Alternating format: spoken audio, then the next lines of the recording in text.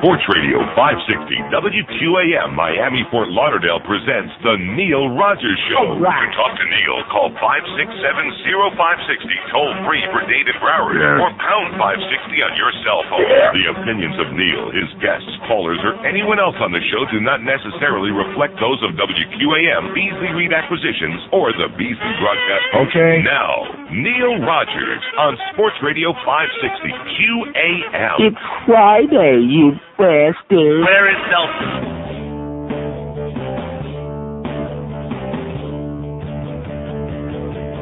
Oh yeah, I did an 80, and the feud was fine. And then I got too bloody.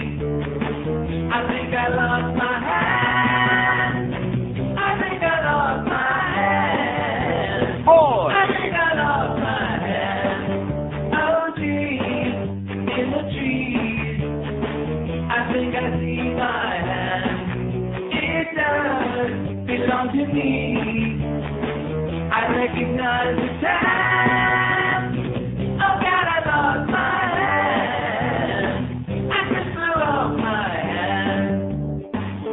I wish I'd thrown that thing much faster in the air. 'Cause if you try to shake my hand, it's not there, it's not there, it's not there.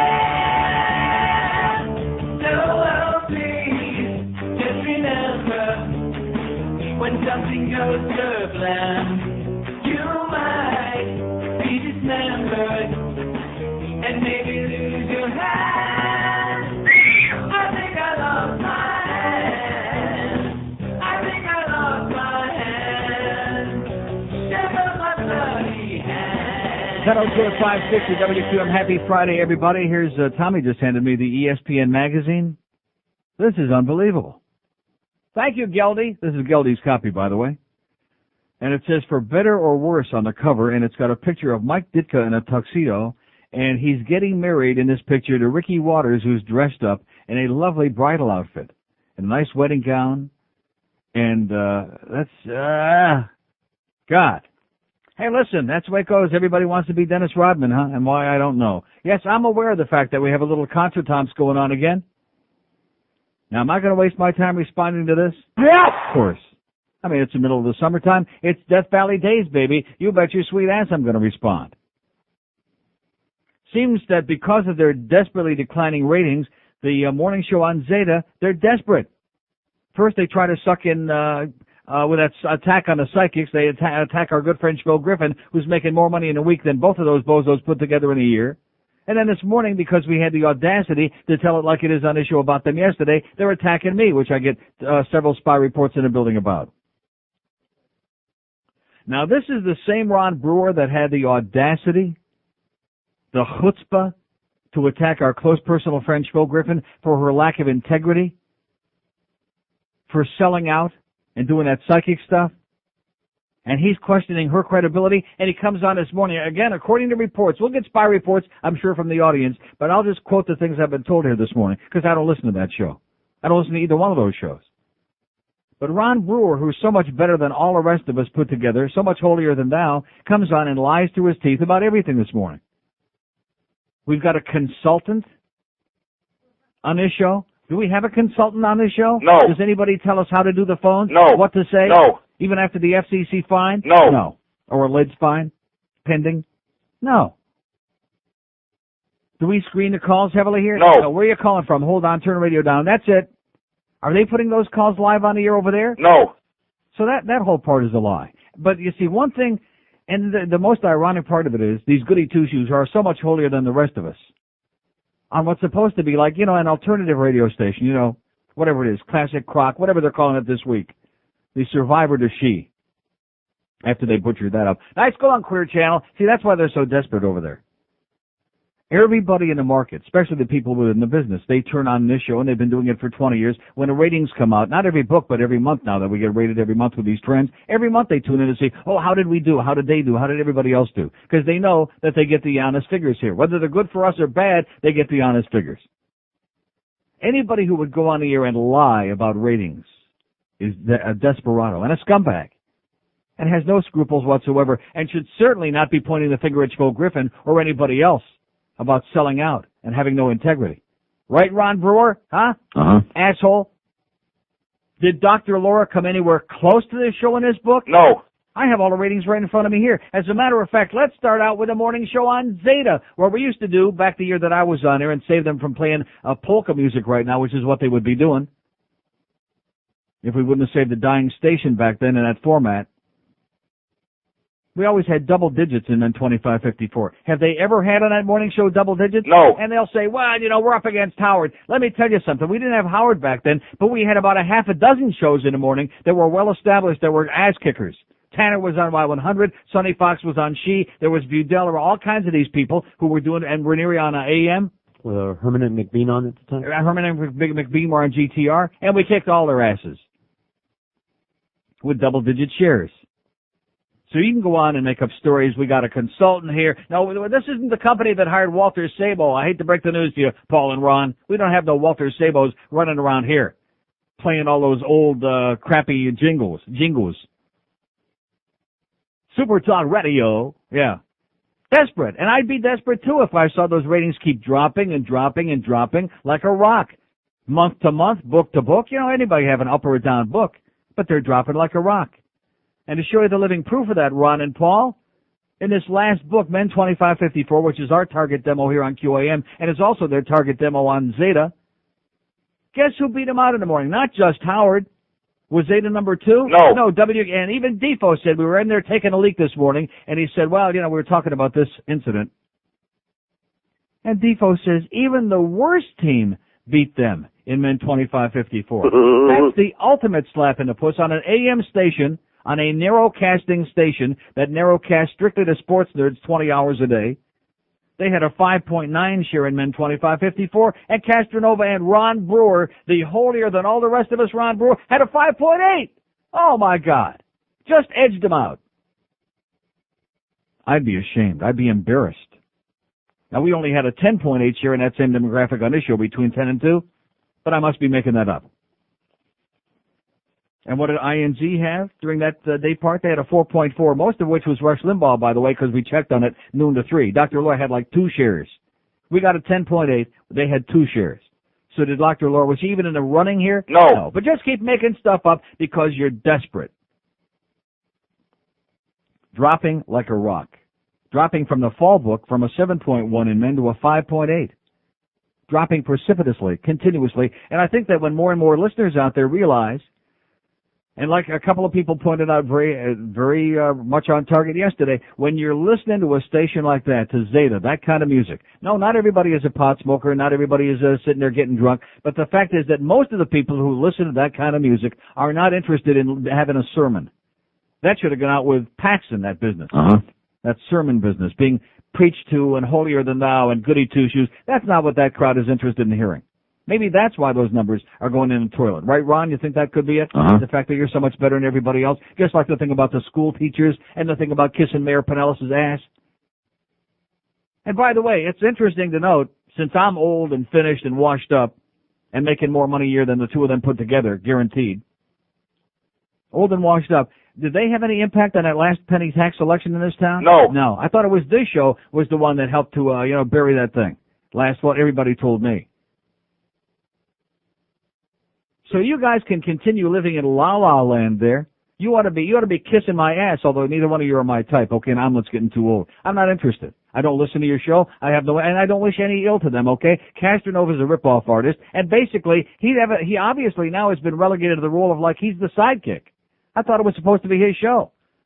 And if you heard that thing we played yesterday with Schmo Griffin and the call she made to them on the air, which they didn't know whether it was Scream or Eat a Banana, Brewer was the one doing all the talking. Even when she was making comments about Castronovo doing voiceover, Brewer was the one always responding. So evidently, it's the Ron Brewer Holier Than Thou show in the morning with Paul Castronovo sitting in the corner going, woo, like that. Amazing. So maybe we'll get some spy reports on that from some people who actually heard it, because we only had, 40 or 50 spy reports? We had a couple, but they hung up. They got tired of waiting.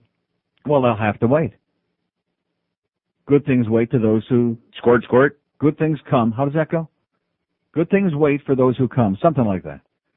9 minutes after 10 at 560 WQAM. A little contretemps in the middle of an otherwise boring summer. And I know that they have to try, to try to siphon off. And they got the nerve to say that Bo Griffin is calling there to siphon off their ratings when they got a cum that's like 50% more than 50% more. Persons 18 to 34. 132, and that's Power's demo, by the way, so you can't compare them with 125. That's the only place where they are competing for the same audience. Power's number 3, 132,200 cum. They got 86,700 over there on Zeta. You're not in the ballpark with them, okay, for that audience. You're not in the same league. 50% more cum, but she's looking to steal your audience. Nice going there, Paul. And Ron, good rationalization. Why does that word keep coming into my mind? Loser, loser. It just keeps going through my mind. 10 past 10 at 5. Not that I want to get worked up about this, but why not? Okay. Spread 'em and say cheese. Neil wakes me up in the morning. Neil wakes me up with a smile. Drinking my coffee, munching on my donut. With Zeta on the dial. Get ready to go with Neil. With Zeta on the dial. Barbecue work in my rolls with a darling Neil. With Zeta on the dial. Oh, really?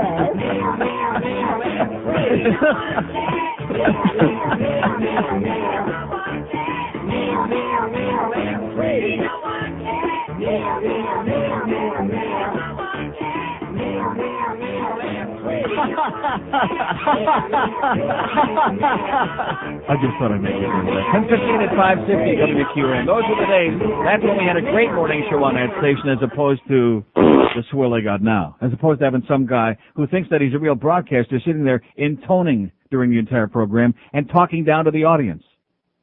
That's just what that morning audience... See, we had a fun show on Zeta. We didn't have somebody sitting there moralizing for the audience. In fact, quite to the contrary.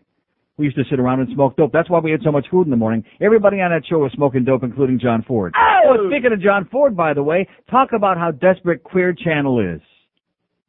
These are the same people that have their folks on Zeta out of an act of desperation since their number's in the toilet, attacking Phil Griffin, attacking me, everybody in the market trying to stir up this radio thing, which I don't care. It's fine with me. I enjoy it. I do it better than anybody. That's how desperate they are. But, of course, I'm washed up and old. See, credibility is not a part of it. In spite of what Ron Brewer was talking yesterday, credibility, meaningless. No ethics, no credibility. Just to make up a bunch of stuff and put it on the air. Because if ethics were a part of it, they certainly be. Because obviously the people at Queer Channel know how long I'm under contract here at QAM, don't they? Uh-huh. Yes. So they certainly wouldn't have had one of their flunkies like Cigar Dave calling me at home, or calling me here and then having me call him from home a couple of weeks ago. And what does he call me about? Well, the rumors are you're unhappy at QAM and we're bringing in this new guy. And I said, I have an attorney. You know his name. Here's his number. I can't talk to you. And that was the end of the call. They know I'm under contract. Sounds almost like that tampering, like that waffing stuff with Joe Rose to me. Now, I didn't mention that. I let it go, just like Hyman Roth said in Godfather 2. I look the other way. But I just mentioned it today because I think it ties right in with a desperate group. They took a once great FM station. They destroyed it. They put that Planet crap on there. That didn't last too long, did it? And now it's some kind of a melange of Hmong. I think, isn't that what it is? The Hmong format? And these are the same people, speaking of consultants, I'll never forget it as long as I live. The Paxson/Clear Channel people, because you really can't separate the two, who destroyed IOD, who brought in Walter Sabo, who's put all these great talents on the air, like Karen Kay. Oh, yeah. There you go. How's that show doing, Ed? And Brooke Daniels. And Greg. And all these other people have disappeared, who've all vanished. Are any of them still around? No. Huh. Any of them get any numbers? No. No. So why don't you guys I'm not telling you what to do. If you're this desperate, fine. I'll play along. But it would seem to me that they'd be a lot better off just sticking with their Clear Channel philosophy, and that is fumble along with mediocrity and squeeze out as much money from each market as they can and own as many stations as the law will allow them to do, and do it through numbers, Not ratings numbers, but just having a tremendous number of stations that they own. That's their philosophy. Queer Channel, J-Core, it's appropriate that they bought them out because it's, same mush, same crap. And we have a lot of people who listen to this show, who listen to Howard in the morning, who listen to Castronovo in the morning, who listen to whatever station. That's fine. Fine with me. Makes no difference to me. I mean, the fact that Howard just got dropped in Minneapolis, he couldn't care less. Low ratings, WRCQ-FM. Nobody succeeds everywhere. Is he going to lose any sleep over it? No. Going to miss any meals over it? No. Is he going to continue beating the crap out of Ron and Paul in the morning in this market? Yes. There you go. I wouldn't be surprised if the worst team never looks back now in the morning as far as beating Castronovo. I think those days are numbered. Act of desperation to have a great, honest guy go on the air and have to lie through his teeth this morning for hours, evidently. We'll get some spy reports. Here's a mobile in Palm Beach. Hello. Okay, great. Thanks for the four-letter words. 5670560, pound 560 on the mobile one line. That must have been Paul's boyfriend calling in. Sounded like him. Here's Boca. Hello. Hey, Neil, what's up? Okay, sir. Hey, two things, actually. Paul and Ron suck. And did you get to see Tom Green last night? Yes, I did. How hilarious was that with the flamingos? Oh, I thought the best part was when Humplick was on a trapeze. Yeah, he's throwing up all over the place. Puking and puking. I mean, you talk about puking on that show last night. There was enough for everybody, enough to spread around for the whole country. Me and my wife were watching it last night, and we were just dying when him and Humplick went underwater with the sharks. The sharks. He's going, don't move your arms. And he's moving, look at the shark, it's circling me. He's going to get Humplick killed one of these weeks. Now, I can't wait to see that one, yeah. Hey, Neil, can I say hello to somebody? Yes, sir. Hey, what's up, Todd, over the air place thing over there?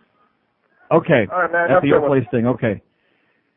5670560, pound 560 on a mobile one line. And as far as dumping any calls are concerned, when somebody says crap or whatever, SH on the air, yeah, we have to dump it. I know that may come as a shock to you, Paul, but we do have to do that. Other than that, we basically put just about everything on the air.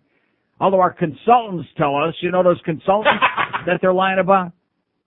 See, I don't care if you think the fact is Schvo Griffin is making more money, let me say it again, in a month than those two guys put together in a year. And she's making a lot more money than I'll ever see either.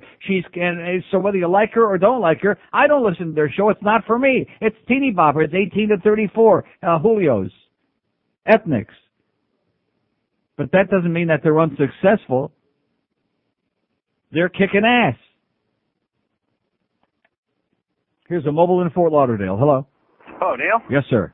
How about those guys on Zeta? Yeah. I do listen to them in the morning, and then I go over and listen to you. What did I miss? Let's hear your version of the story this morning. Well, I don't really want to throw any quotes out, but you know, I just wanted to see how you're going to respond because I'm totally on your side. I think people that listen to Paul. It's not a question of sides. There's our good friend. You go, girlfriend.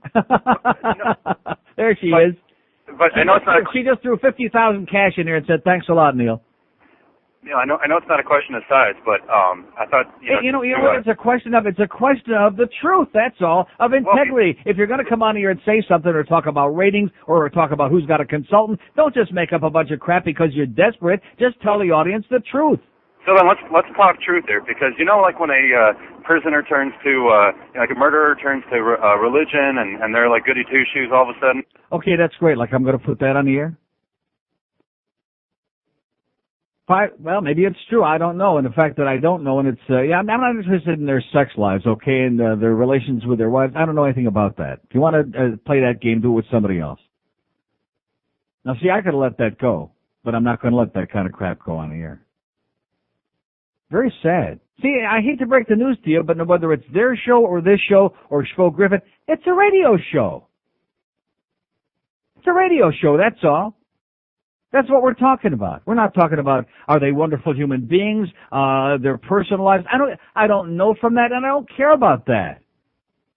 It's not interesting in any way, shape, or form. I mean, if you want to talk about the personal lives of entertainers, I mean, radio, TV, movies, showbiz, whatever, or most pedestrian people out there in the street who nobody knows, what's the big deal?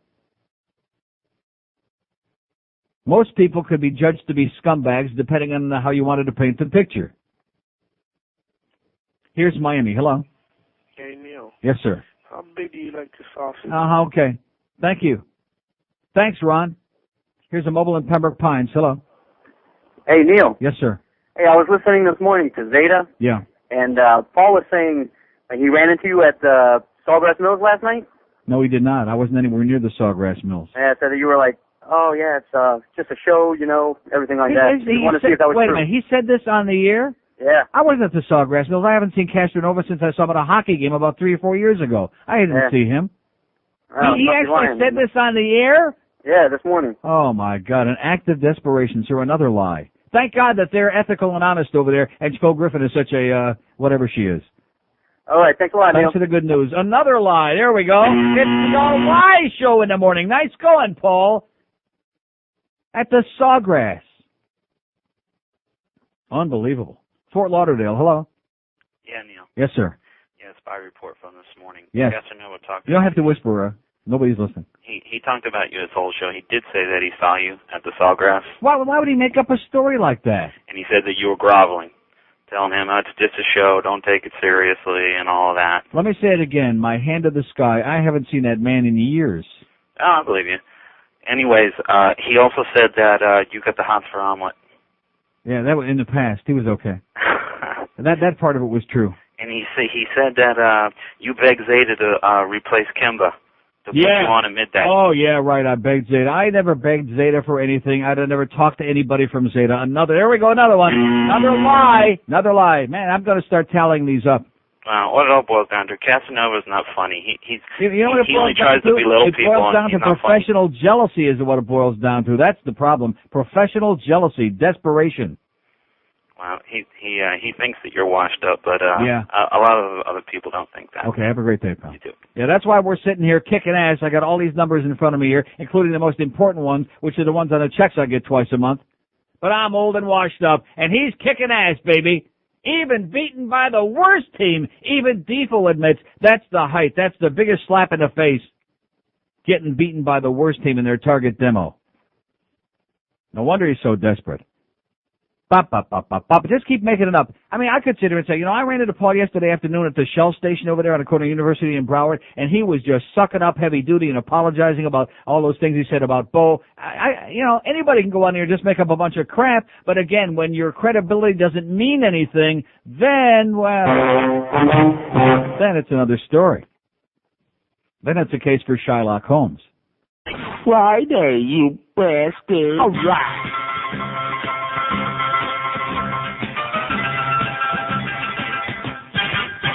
Pops out on the scene, makes the girl scream. Yes. In that stumbling fine. All right. It's 16. It's beautiful. And it's fine. It gets you some girls. They struck and spell. Never touch her behind. It's 16.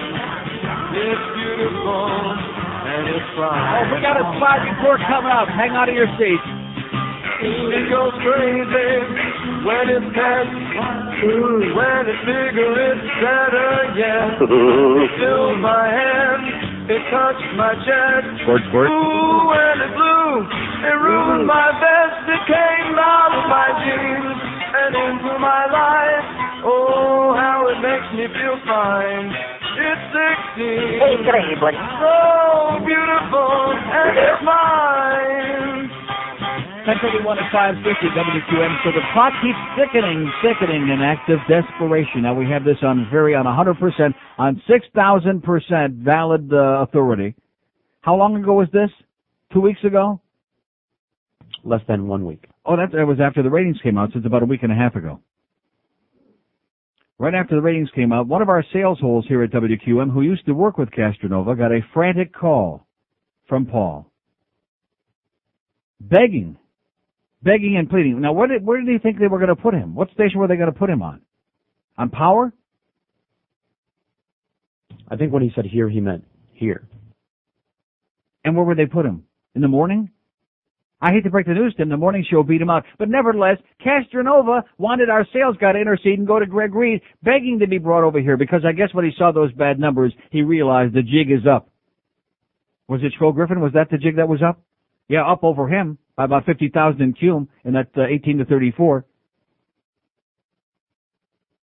I mean, this is an act of sheer desperation. And I really ordinarily over the years paid very little attention to him because I don't listen to them. It's just not for me. I haven't listened to Zeta since I worked there. But to go on the air and just start making up all of these stories, all of these things, and he ran into me at the Sawgrass, and I said this, and this one did that, and yada yada, I would definitely get some serious assistance.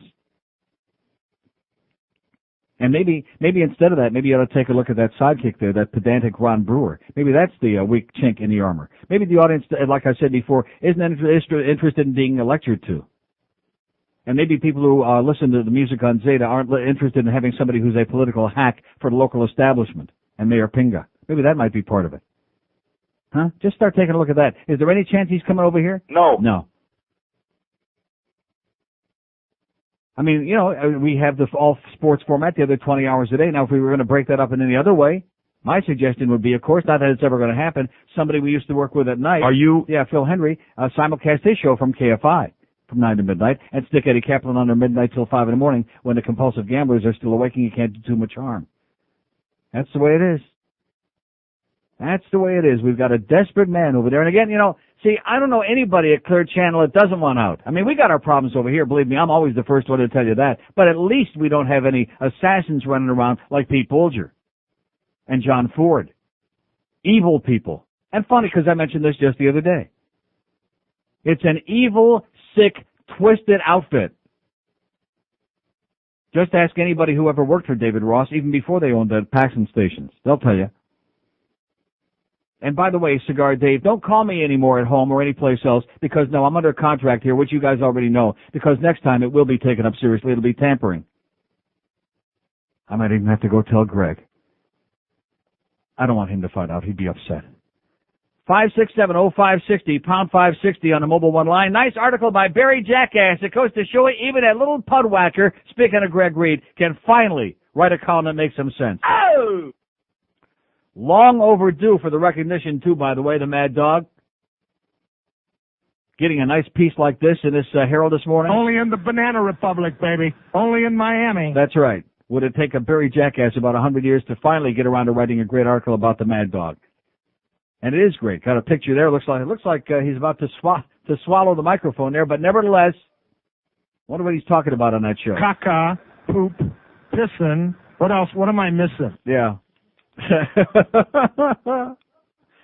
And finally, Barry gets one quote right, because I know I've heard Greg say this before. Of course, Greg always says a lot of stuff, you know. I have to find a way to get Jim on the air more, WQAM General Manager Greg Reed often says. Now, you notice he says often says as if it makes it very clear that he wasn't saying it recently, because I have a feeling that Greg and Barry ain't talking too much lately. He's probably not returning those calls any more recently.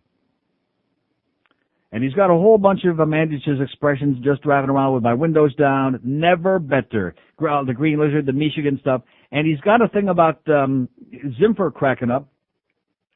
Let me see. One moment, please. Let me find that, okay? Because I played it before where Hank and I were talking about this, about Zimfer. Where the hell is this? Oh, it's the one with Weaver. But where's the one about butt? Up the butt? Could it be... Third down and 2 to go. Could it be that? Eye in the backfield. Hand off to Barr. Cuts it back up the middle. Now going left side. He's to the 25, the 20, the 15, the 10, and bumped out of bounds by Jason Belser at the 6-yard line. Abdul-Jabbar reversing field and a big first down. That was blue ribbon effort by Kareem Abdul-Jabbar. Play was designed to go right up the butt, right up the gut. And he breaks it outside. Quentin Coriat loses containment on that one. What are you giggling about, Billy Bob? Not me. No, not him. Not hearing Mandich say. Up the butt. Yeah. So anyway, it's a great piece. Nice going, Barry Jackass. You see, you and I'll give credit where credit is due. It's a super piece and long overdue on one of the brilliant broadcasters in America, Jim Mad Dog Mandich, who is 1 in a billion. So anyway, the thing about Castronovo is certainly revealing. See, I'll tell you one thing right now, Paulie boy. And that is this. When it comes to credibility, I'll stake this show against your crappy show any day of the week. Because the people know when they hear something on this show, it's the Emmis. I've said that probably at least 3-4 trillion times, and I don't exaggerate. Sucking around over here. Can you get me a job? Can you get me out of Clear Channel? And he's going on here making up stories about how he ran into me at the Sawgrass, and I'm washed up and old and dying. And the mean team, the worst team, is kicking his ass. Oh, God. I'd start cracking under that pressure, too. Here's Hialeah. Hello. Hialeah. Okay, nice talking to you. Let's try a mobile in Coral Springs. Hello. Neil God. Speaking. Listen, I mean, it is so bad when I'd rather listen to you for those tired old cliches and even sit through Howard's commercials and listen to the Paul and Rod show. Yeah. I listen to that music, but listen to them. It's awful. It's the worst thing. They got no talent.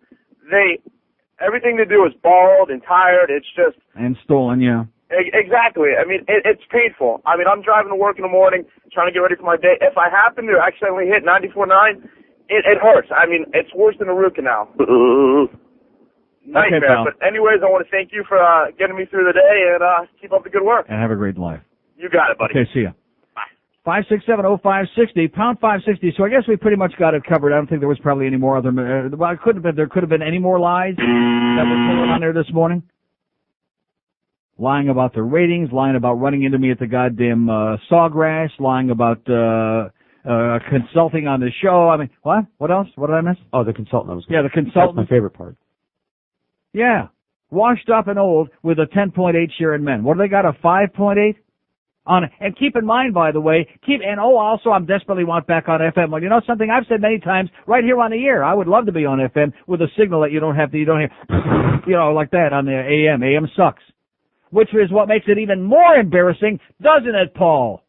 That a washed up old fag like me, yeah, that's right, a washed up old fag like me can be sitting here with double digits in men, number one by a mile, on a horseball station with a crappy marginal signal that a lot of people can't even hear inside buildings, and every time it rains, like that, and they're still listening. And you on your Class C 100,000-watt FM station, crystal clear as a bell, right in the middle of the goddamn FM band, and you're sitting there getting beat by the worst team. Oh, man. I'm serious. I would go home and practice my Russian roulette if I got beat by the worst team. Even Defoe. Defoe not only admits it, he's bragging about it. He's excited about it. He was the one that pointed out to me at the urinal this morning. He says, boy, you really know you've hit rock bottom when you get beat in the morning by the worst team. And I said, absolutely correct, sir. Yeah. F&A, baby. Neil God. Yes.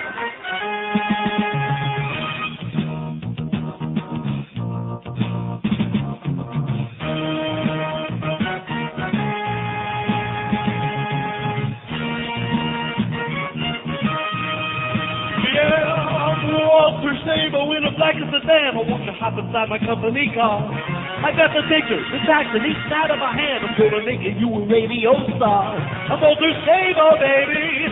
I can do anything I wanna do. I'm your consultant woman, and I'm gonna be consulting you. I'm giving backbone on a crap show and a formula. I've got the formula. I've got the power to mold and control you. No, I do. Well, I have a way to get you your own show at a station down in Hollywood. And I don't care if your ratings are low, just as long as you can stroke me good. I'm Walter Sabo, baby, and you'll do anything I want you to. I'm your consultant woman. Spread your legs when I desire you. I'm gonna bone ya. Okay. Bone ya. I'm a dumb slot. Can't get a real job. That's why I'm a consultant, 'cause I'm just an asshole. Oh, yeah, what are we going to do about this consultant we got here? Let's get rid of him, okay? Just shoot him in the leg a little bit, just real lightly. So now we got from our good friend Joey C. over there in Fort Myers, Estero.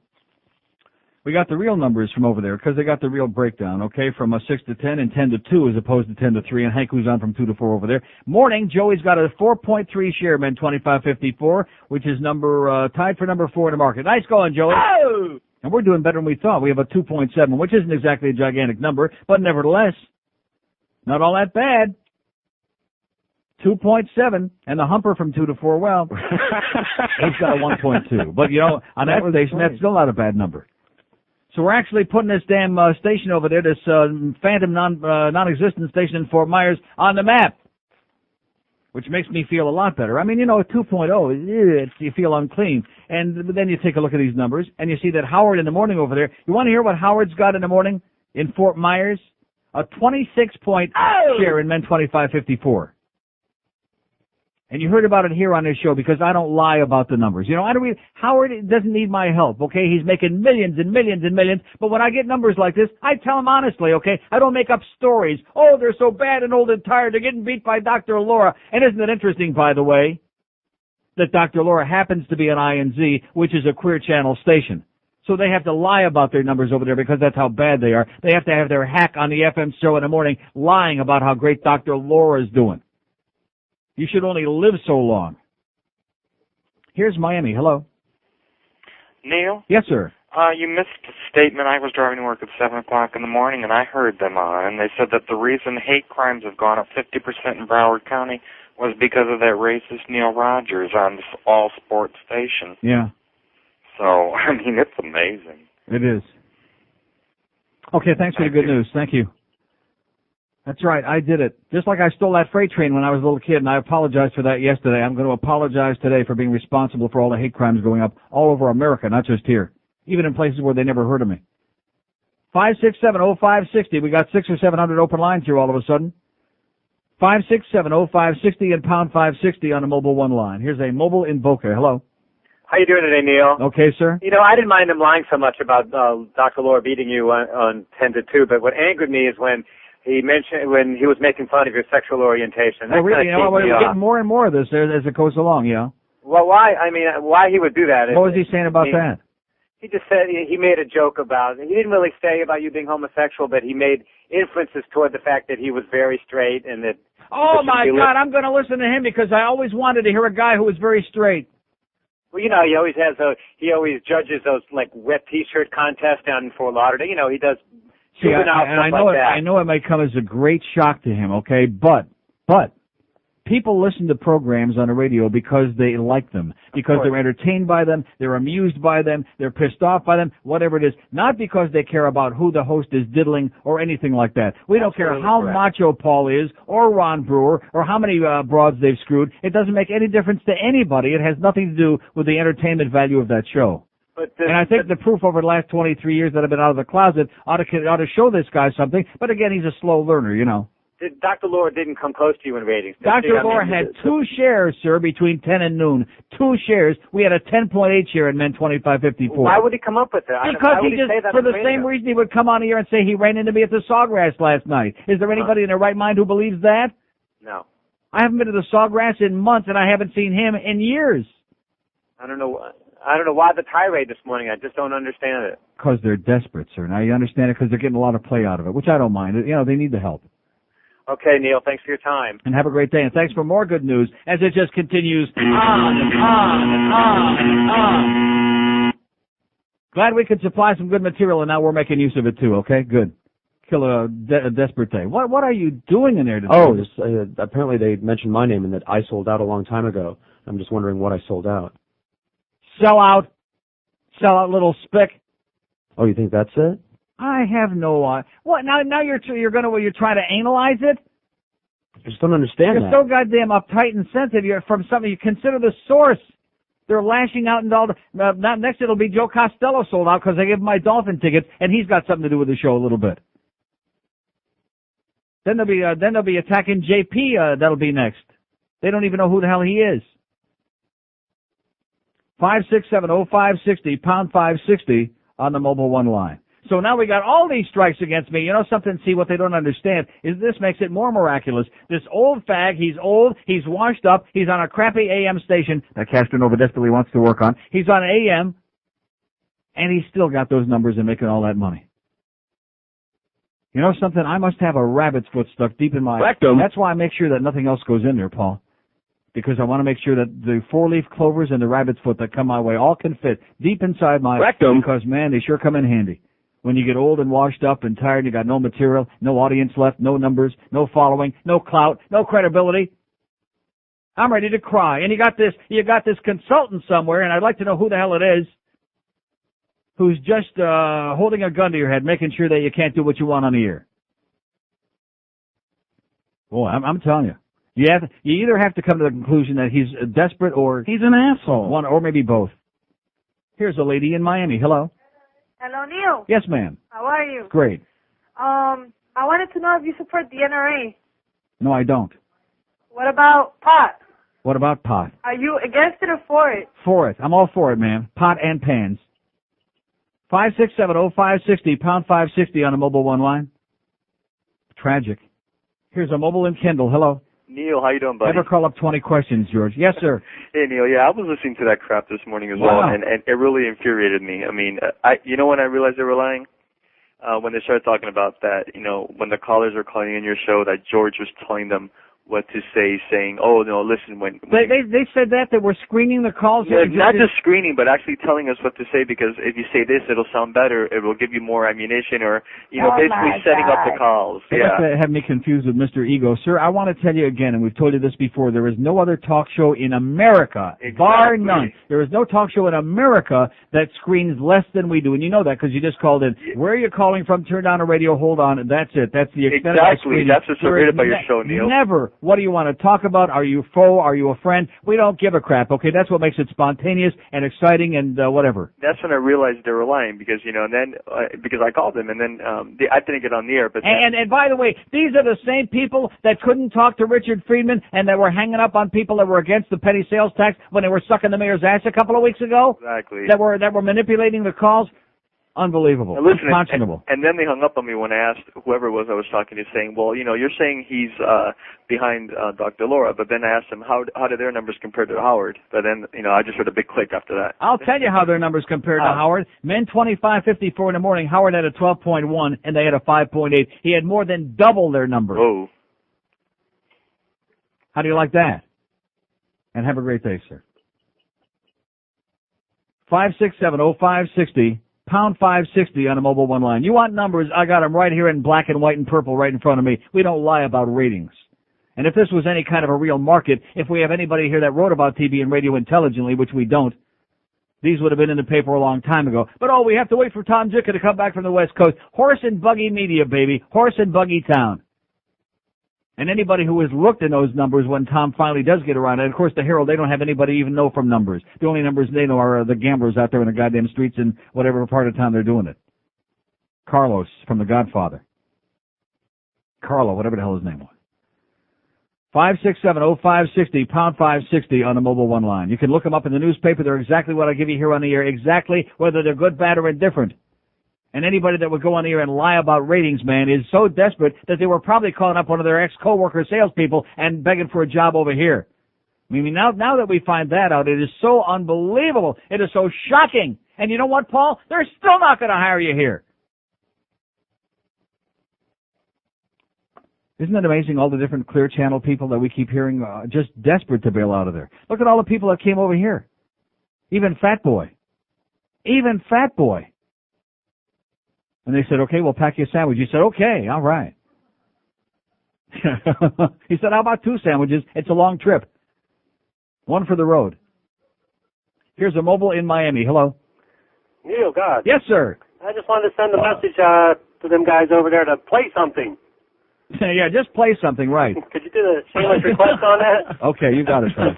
Tune them in. If we just want to hear some music. That's right. Just play the music and dumb me up already and stop lecturing the audience. We don't want to hear them giggling at those stupid jokes. All right. Thank you, Neil. Have a great day, sir. I'll tell you one thing. You didn't like the Bird, George, but the Bird was sensational compared to Ron Brewer. He didn't sit there lecturing the audience and pontificating and looking down his nose at everybody else and speaking in a condescending tone. You have a point. Yeah, thank you. See that? Only took me about 100 years, but I finally, well, of course you sold out anyway a long time ago. Oh, yeah. We know that. I don't know what I said. That's the rumor. But yeah, see, I just am shocked by you. Yeah, I can just tell by your attitude and the expression on your face that you're still trying to figure it out. Just consider the source. It would be like my trying to figure out, what time was I at the Sawgrass last night? Was I really there? I mean, maybe I was sleepwalking. Maybe I was taking a nap and just kind of waddled over there, Saw me at the Sawgrass last night. Liar, liar, baby. Big, big, pud-whacking liar. Mobile in Aventura, hello. Yes, I just want to let everybody know the Aventura Nazi cops are having a frenzy today. So be careful in Aventura because the Nazis will stop you. Whereabouts? Okay, thank you. I said whereabouts, and he just clicked off. He clicked it. Oh, yeah, notice the last couple of days, I don't know about by you, wherever you folks have been, but the porkers are in a feeding frenzy. There are more speed traps under the overpass up there near PP Park, on Ives Dairy Road. They must have had 7. It looked like they were having a convention. Either that or they're getting ready to go back down to Kendall, that 16-year-old hooker's house again. I don't know, one or the other. Man, yesterday when I was leaving here, it's just amazing. And thank you, our good close friend Chuck, not only for lunch yesterday as I left here, but Chuck warned me. He said, hey, when you get up there, watch out, the porkers, they got the raider guns out. I didn't realize there were 45,000 of them. And usually when the porkers are up there, I would drive by and they see who it is, they give me a little wave. They just all sat there like looking straight ahead, didn't see me or anybody else, like the world was coming to an end. So it's a pork frenzy this weekend. Just keep that in mind, okay? They must be desperately short of cash. Oh!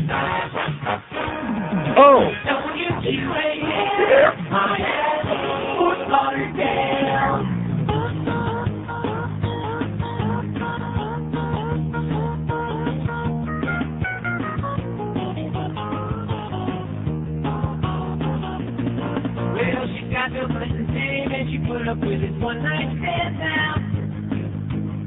And she forgot all about the whiskey as the subject is beat now.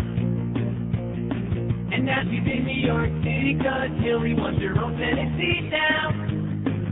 And she will run, run, run till the voters tell her to go away. Well, she thought all along that guitar was getting wise to her now. Now she acted so nice. As 15 years, 55, she's a thinking her career was all through now. But now she's gone to New York City 'cause she's looking for some folks to go now. Now you shouldn't. And she will run, run, run till the voters tell her to go away. Yeah, she will run, run, run till the voters tell her to go away.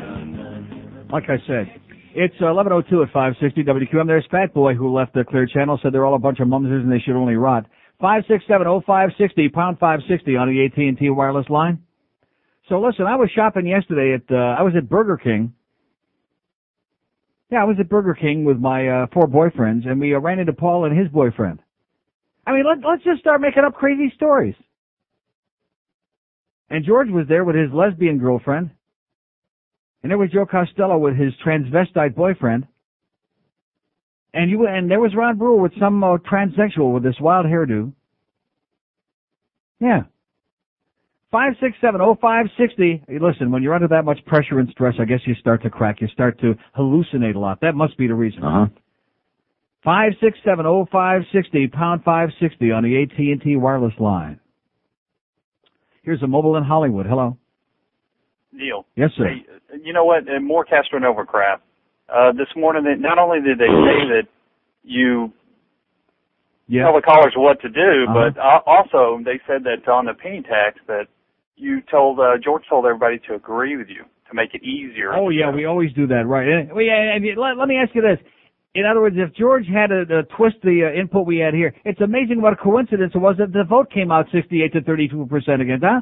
Imagine that. We had to tell people to say they were against it. Yeah, I just thought it was funny. Just stop and think of the logic of that. Okay, have a great day, sir. More lies. Anybody can call this show and tell me that in the 23 years I've been on the air in Miami, I've ever had any producer tell anybody what to say or suggest what to say or even what to talk about. You're whistling in the dark, okay? You're peeping through the wrong hole. But don't take your word for it.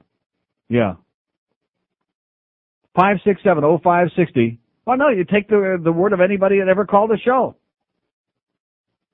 And how many times have I sat here and criticized even shows on this station, like that disgraceful episode where we had Christina Moore in here a little over a year ago, back during that horrible Brian Murray business, when they were trying to cover up their tracks for the crap that they had done with the Panther team, and on that Panther show, which thank God has gone off the air now, and we don't ever have to contend with again.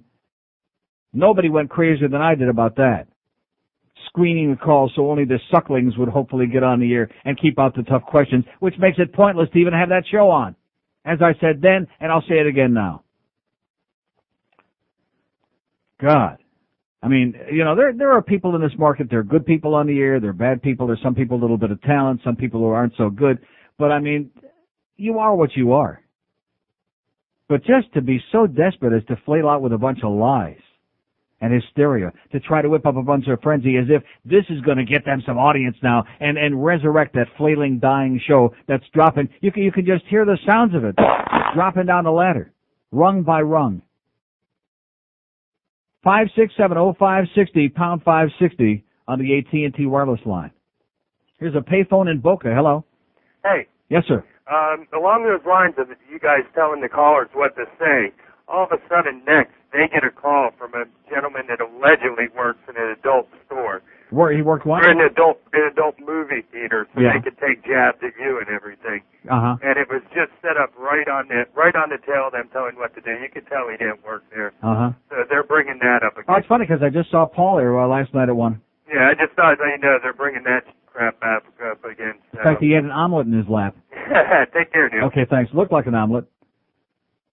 5-6, I mean, desperate. These couldn't be the same Clear Channel people that were calling a couple of weeks ago with Cigar Dave. Tell me how desperately they wanted me back over there. These couldn't be the same Clear Channel people when Rana Wolf was up there at Pompano Park several months ago, one night last year. Remember that episode? You weren't there, but I talked about it on the air. Oh, yes, we have to have you back. We don't care what it costs. We have to have you back. Remember I told you meeting her and Max up there at Pompano Park that night in the dining room? But I'm old and washed up. I'll be looking for it, the Pussycat there in Hollywood, okay, Paul? You're almost old enough to be there. I'm not. Here's a mobile in Coral Springs. Hello. Hey, Neil, how are you? Okay, sir.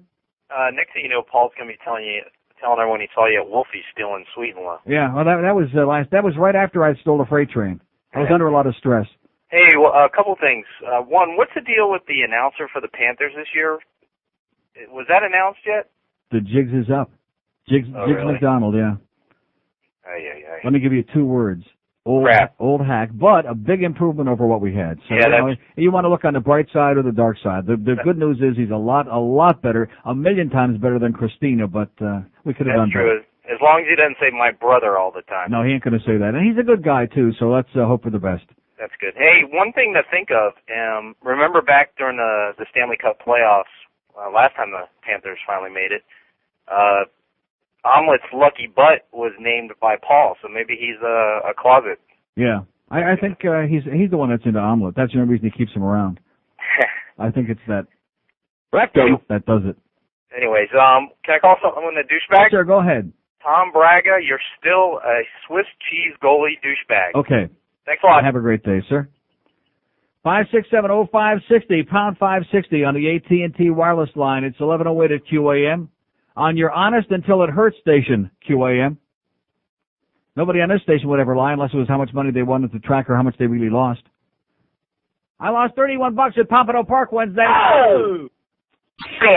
Listen to me. This is Stan Feinstein for Sofa King. You understand? Where everything is held to the high Sofa King standards. The selection isn't just huge, it's Sofa King huge. Believe me, you'll never shop anywhere else. And Sofa King's prices aren't just low, they're Sofa King low. You'll never find them anywhere else. Listen to me. When I say Sofa King has a beautiful store, I mean Sofa King beautiful. When I say the staff is helpful, I mean Sofa King helpful. Listen to me. Get to know the Sofa King and enjoy a selection that's Sofa King huge. A staff that's Sofa King courteous and prices that are Sofa King low. You'll never shop anywhere else. But don't take it from me. Take it from satisfied customer Frank N. Stein. Sofa King good. You said it, Frankie. Sofa King good. It's 12 minutes after 11 at 560 WQAM, your hysterical station for the 90s. 5670560, pound 560 on the AT&T wireless line. Nice going, Barry Jackass. Oh! Hope you get to see that Mad Dog thing with a picture in the Herald this morning. They finally put something in there worth printing and worth reading. Here's Miami Lakes. Hello. Yeah, the reason I listen to you is because you're funny. I listen to Howard because he's funny. I don't care if you're gay and he's gay or he's straight. Yeah. That doesn't... Anyway, so tell those two asses... I don't even know why you're even giving them any play. Nobody even knows that they exist. Yeah. Anyway, I just heard one of your commercials. Did they say Ron Jeremy is in town? Yeah, Ron Jeremy. Ugh. He's still alive? So if anybody out there needs an extra carpet. Oh, that's terrible. Anyway, Neil, do me a favor, please. Stop getting so excited. We don't want anything to happen to you. I'm not the least bit excited. I'm just wound up like I always am, which is what makes it a great show. Have a great day, pal. Thank you. See ya. Not excited. I'm feeling great. Fine. Never better. 567-0560, pound 560 on the AT&T line. Sue Reisinger, of all people, whoever she is, who writes in the Broward section of the Herald. Great column this morning, Sue. School police, now sex police. I'm going to read that later on, okay? In fact, I got a whole thing about this business with the swing clubs, and comes to find out we're not as much in the minority as I thought we were here, the perverts on this show, me and George. A lot of people out there, including now the school board, is starting to have like second and third and fourth thoughts about this, and hey, it's nobody's business. And come to find out that this whole thing was started, the so-called big raid, the big police investigation by the BSO, because of complaints by people in the area. Anonymous tips. Oh, there's something bad going on in there. So naturally, of course, it was only a coincidence that they notified the media, and they had all the TV stations with their cameras rolling when the 7,500 SWAT team guys were running in there, in their big regalia, putting on a big media show, putting on a horse and pony show for the public to watch, so Ken Jenne could get some more brownie points. I think this time he's going to turn out to be the brownie hound. That's what I think. He's going to be looking right in the old brown eye. 567-0560, pound 560 on the AT&T wireless line. Here's a mobile in Boynton Beach. Hello. Boynton Beach. Going once. Have a nice life. 567-0560, pound 560 on the AT&T line. Keep pumping those numbers, baby. Here's a mobile in West Palm. Hello. Hello? Yes, sir. Neil. Yes. God. Speaking. Hey, you're not a racist? What Yeah. an idiot. Anyways. I'm not? No, I didn't think so. But, anyways, speaking of people on their last leg, the other day you commented about Mick Jagger. Mm-hmm. Hate him? Don't like him?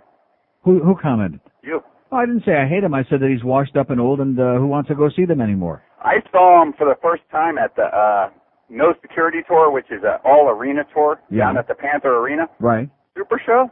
Yeah. Super Show. I've never seen him before. They might have flipped a little. I'm not sure about But that. I mean, as far as their music is concerned, when's the last time they came out with anything significant, meaningful, impact, anything? I don't know what any music anymore. None of it's meaningful, but No, but I'm talking about when's the last time they had a hit. No, well, they've had a hit. Their last album was went at least up to number 10. Yeah. You know, I don't know if that's a hit, but anyways, love your show, first time caller, and heard this stuff on Zeta this morning. What a joke! What a joker! Yeah, what a liar, I think is the word you're looking for. Okay, thanks, pal. Big fat liar. You're welcome. See ya. 567-0560, pound 560 on the AT&T wireless line. Here's Hallandale. Hello. Neil. Yes, you're sir. completely right.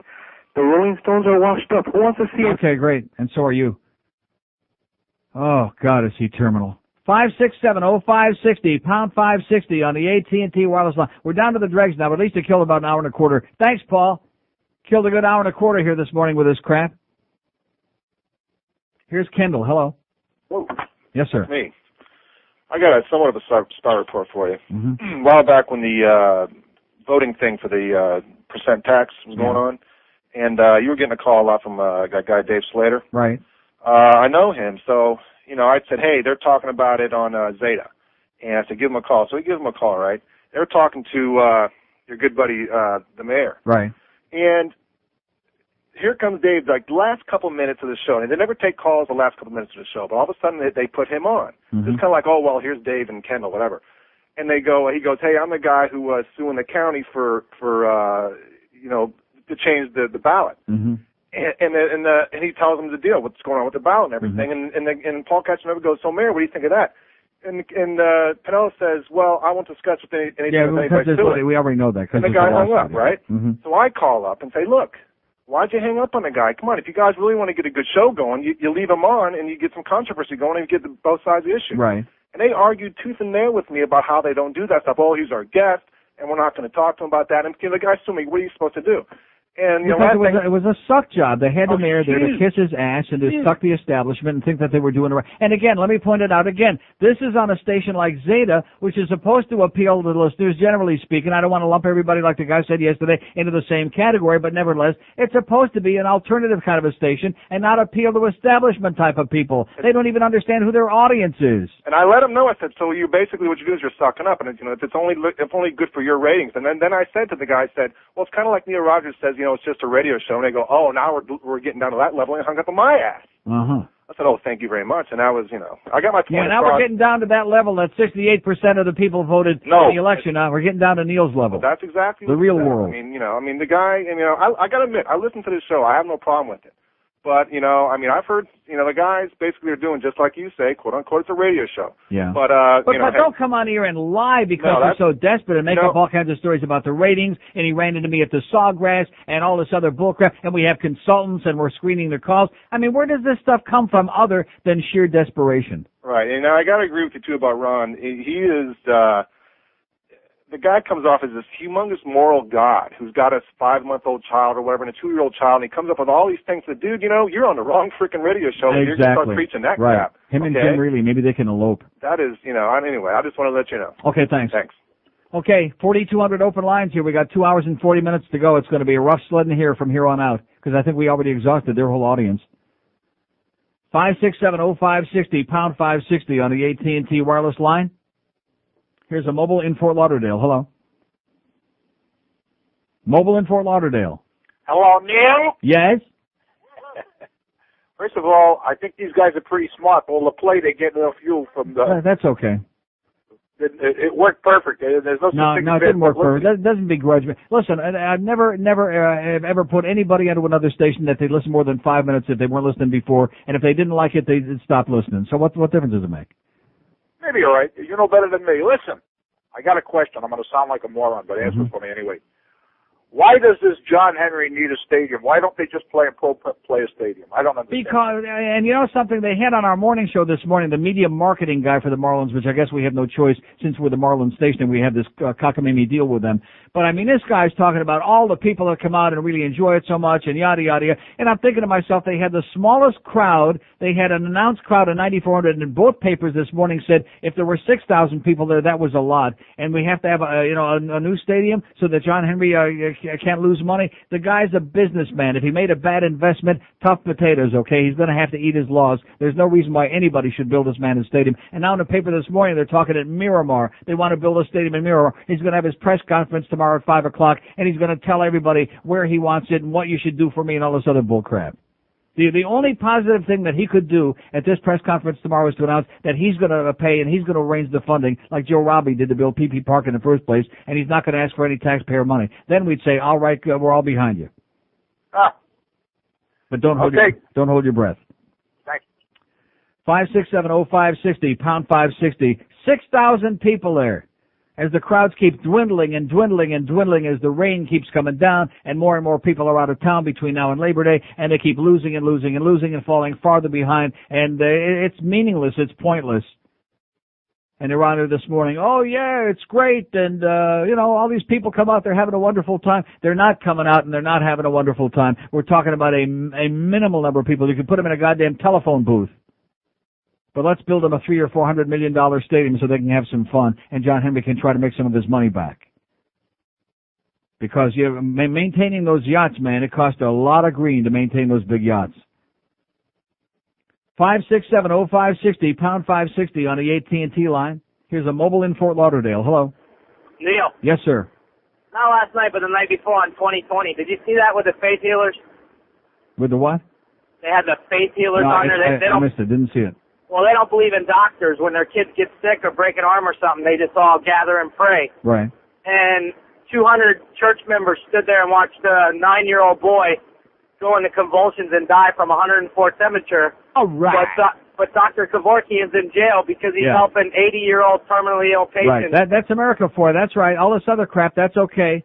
Because done under the guise of religion, good old-time religion. Right. God protects them, but... those poor little children are suffering. They showed a graveyard where there must have been 800 kids buried in that graveyard, and they're all from the faith healers. Nice. And these people, they do not believe in doctors. They will not go to a doctor for anything. See, I think you can believe in whatever stupid crap you want, but when it comes to the children who have no options, that's where the government's got to step in and protect them and cut this crap out. Right. Instead of the government protecting the children, they're protecting the religion, and it's ridiculous. Okay, pal. All right. Have a good one, Neil. God bless you. Yeah. 5670560, pound 560 on the AT&T wireless line. We're going to start screening these calls real heavy duty, I'll tell you that. In fact, from now on, we're going to say, after you tell us where you're calling from, we're going to go, like that. Here's a lady in Miami. Hello. Hi, Neil. I work at home, so I listen to the radio a lot during the day because it keeps me going here in this house. But in the morning, I listen to you because interspiced with your cynicism is great relevance. And in the afternoon, when you go off, and the radio is just dead so far as interest goes. That Brooke Daniels is. Oh. She's atrocious. Why is she on the air? Well, because she ran into Pete Bolger at Tire Kingdom across the street here several months ago, and he said, "Hey, you want to go back on the radio?" She said, "Okay," and that's why she's on. But they must be dead. And then they had these two bimbos taking her place when she was off the air for a couple of days, and they were inconceivably worse than her. Even worse, wow. So that was some contest there, Who could outdo the other being... Well, it's just amazing, irrelevant. Channel, how they consistently have put more and more crap on the air, and the only show they've got that's got any numbers, which is Rick and Suds, they wanted to can those guys, and, they had to beg their way back onto the air. Well, they need more talent in this town besides you, but Well, you're I great. got news to you, sweetheart. There isn't that much talent in radio all across America. You can go from town. It's especially bad here, but you can go into major market after major market, and you just aren't going to find that many entertaining people around. Well, what happened to Steve Kane? What happened to him? Yeah, where is he? You want to listen to him? No, but he's better than Brooke. Wrong. He's on some make-believe station in the morning. And why did Al Rantel go with this pushing the health product? Okay, have a great day, sweetheart. Oh, it's a talk radio yenta. It's a talk radio yenta. See, as soon as you hear Steve Kane, then immediately you know you should press the button. Sorry, I left her on a little too long. Excuse me. 567-0560. Any interest here? We got 425 open lines here on a Friday. We're having a rolling along, singing a song. I'm just full of vinegar today. And the audience is kind of like petered out. Pound 560 on the AT&T line. It's a free call. We pay for it. Any interest? No. Okay. It's Friday, you bastard.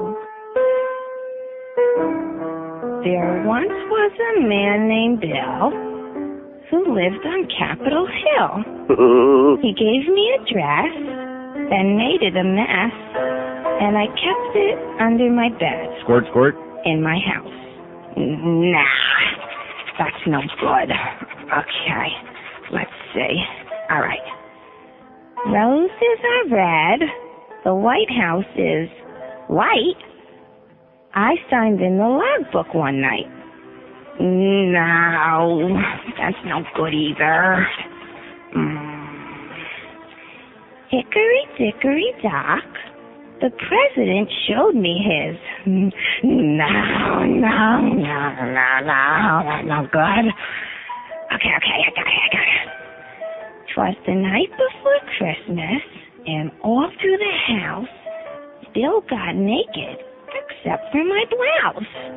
My parents were nestled, all snug in their bed, while I was giving the president. No, that's no good either. No. Okay, 11:31 at 560 WQM 567-0560 pound 560 on the AT&T line. Here's a mobile in Oakland Park. Hello. Neil. Yes, sir. George told me what to say, but I forgot. So Yeah, I'm just okay. gonna have to wing it. Brewer. Did they tell you too that Brewer said that you were getting all your bits from you were paying for your bits? Yeah. Well, he must have heard me say that yesterday. I think these guys are drawing straws myself. Uh-huh. That's probably the problem. Either that or the bong going down. Yeah, okay, thanks. Didn't I just talk about yesterday? We mentioned the fact that it's Satellite Comedy Network, American Comedy Network, Boca Brian, Guitar Man, KJ, and we pay for all the comedy bits, and we have the rights to them, thank you, and they're great. So, and the point is, am I missing something? And let me say it again. Over the years, we have two great bits that we have the rights to, by the way. The Sammy Smith bit, whatever that was, and the Bill and Ted's Excellent Adventure, which was great. Castronovo did those. They're sensational. I play them once in a while. And that's, what is that, in about 15 years, 2 bits. Nice job, pal.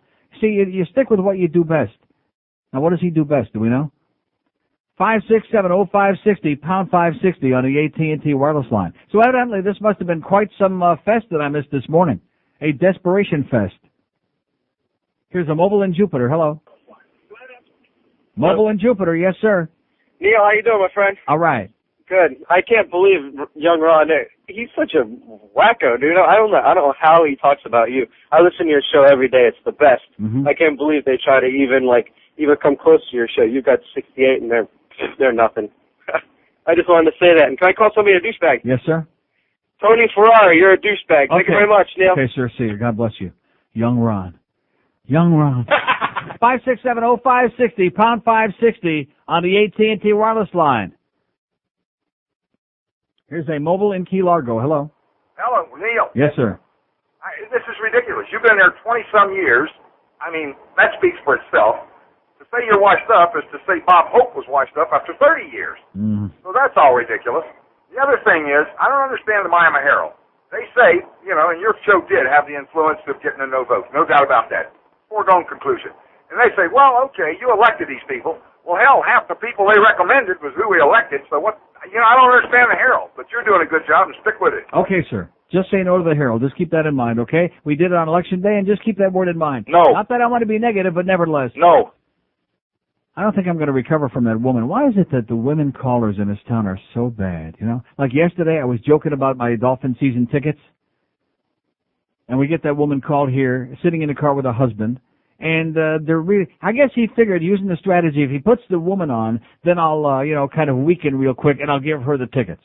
Was I really going to give anybody those tickets besides Joe? No. No. I mean, that was pathetic. And then the woman this morning, and she starts sucking around a little bit, and then she starts going into a history of every loser who was ever on talk radio that we don't want to hear.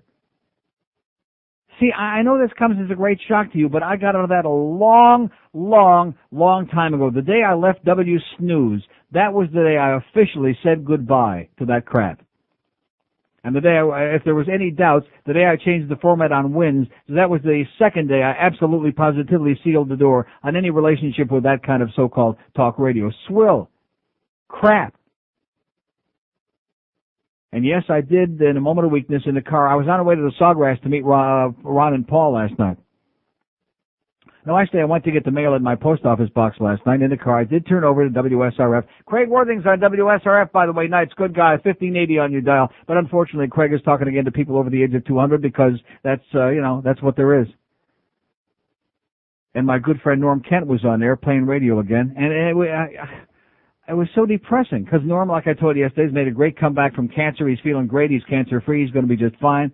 But listening to all these 900-year-old people, hello, Craig, I was just diagnosed with bladder cancer.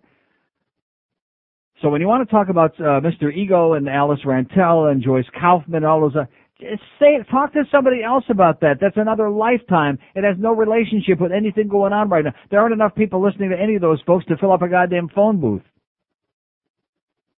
5670560, pound 560 on the AT&T wireless line. Here's a mobile in Boca. Hello. Hey, Neil, how you doing? Okay, sir. Listen, the problem with the people want to build these baseball stadiums is that, they can get away with getting the money from everybody, from the taxpayers. I mean, the taxpayers just don't stand together and fight them. They will this time, I'll tell you that. I hope so, because I think it's pretty foolish. I'm a big baseball fan, but, I mean, it's just not right. It's just not a right thing that these people, these rich people think they can do whatever the hell they want. And the arrogant way that they do it, they come out and they say, well, here's the list of 5 or 6 places I would like you to build it for me, and let's see what kind of a deal we can cook up with the politicians in Miramar and the politicians in Fort Lauderdale and the county people. Talk about arrogance. It would be like if you wanted to go into business, in a restaurant business, and you come to the politicians and say, well, I want to open up a $2 million restaurant, but I would like you to fund the money for the construction. Exactly. Forget about it. It's stupid. It's unbelievable. Okay, pal. Have a great day. All right. Just vote. No. Okay. Oh, yeah. Wait till you see if that ever comes on a ballot in Broward or any place. You think the penny sales tax got beat bad. Wait till you see this. If they have to put it on a ballot asking the taxpayers for money for a stadium for some billionaire. No chance. No way, Jose. Ain't going to happen. Well, it happened someplace else. Well, that's their problem. 5670560, pound 560 on the AT&T wireless line. Here's a mobile in North Miami. Hello? In Miami, I'm sorry. Neil. Yes, sir. Got a story about Pete Folger. All right. I worked for Zeta about 10 years ago when they were owned by Gannett, when Timmy Williams. Yes, sir. Timmy Williams was running that show. Oh, Timmy Williams. There was a really brilliant man who said to me one day, "Oh, you know, it's nice to be number one, but can't we just be a safe number 3?" But anyway. Yeah, anyway, well, Ronna Fink, as she was known back then, was my LSM. I've been selling, I guess, maybe a year for her. And I'll admit I wasn't the best spot schlepper in town, but I did my fair share. Yeah. So she calls me into the office one day, sits me down, and Peter Bolger's in there sitting down next to me. Now, this is after I left? This is after you were left. Mm-hmm. This is after that rock and roll army was gone also, I think. Another brainchild of Bolger. Mm-hmm. So she sits me down and she says, well, due to your lack of performance, lack of your attitude, and bop-a-da-beep-a-da-bop, we're going to have to let you go. I said, no problem. I turn and I look at Pete. I said, I guess you're getting fired too, huh, Pete? And he looks at me and he says, no, I'm here for her protection. I said, her protection, buddy, you couldn't fight your way out of a wet paper bag. Right, that's for sure. That was it. I left. Congratulations. What can I tell you? Went on to bigger and better things. Exactly. Okay, nice going, sir. Hey, can I call somebody a douchebag? Yeah. Robert Lawrence, you're a big douchebag. Okay. There's a guy that got out. See, I mean, really, it's gone from Guy Gannett, like you said, to Paxson, to Clear Channel, but it's all the same thing because it's the same suspects. Pete Bolger and Ronna Fink and that whole crowd over there. Same suspects. But that business about Castronovo calling, I don't want to say that it was Peter Leonard, but one of our sales holes that he used to work with, begging for him to intercede on his behalf because he wants, I guess he just wants to go anywhere other than there. And that's what we hear from virtually everybody that works for Clear Channel. Isn't that a shame, huh? A lot of crappy companies in this business, I'll tell you that. Too bad they have to be working over there for those people. And lucky for us, they're not coming here. 5670560. I mean, why would you call up when the ratings just came out and somebody else beat you? I mean, I grant you it was 5.9 to a 5.8, but the first team just beat them. Now, why would you try to call up Greg Reed and say, oh, you know, will you break up your sports format the other 20 hours a day and put me on the air in the morning? When we're already beating them. And, of course, you notice the shortage of spot on the morning show. Yeah, really desperate for revenue on that show. No thanks, Paul. I want to give you the real thing here, Neil.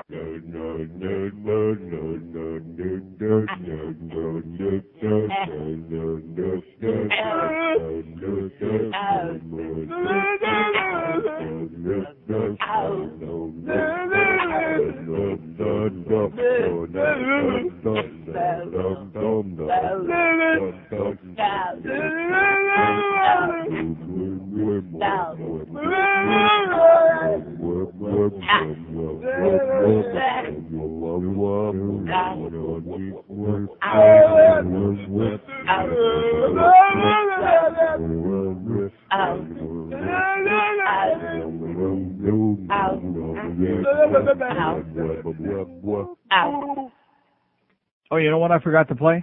If you missed the Neil Rogers show yesterday on 610 WIOD, you missed this.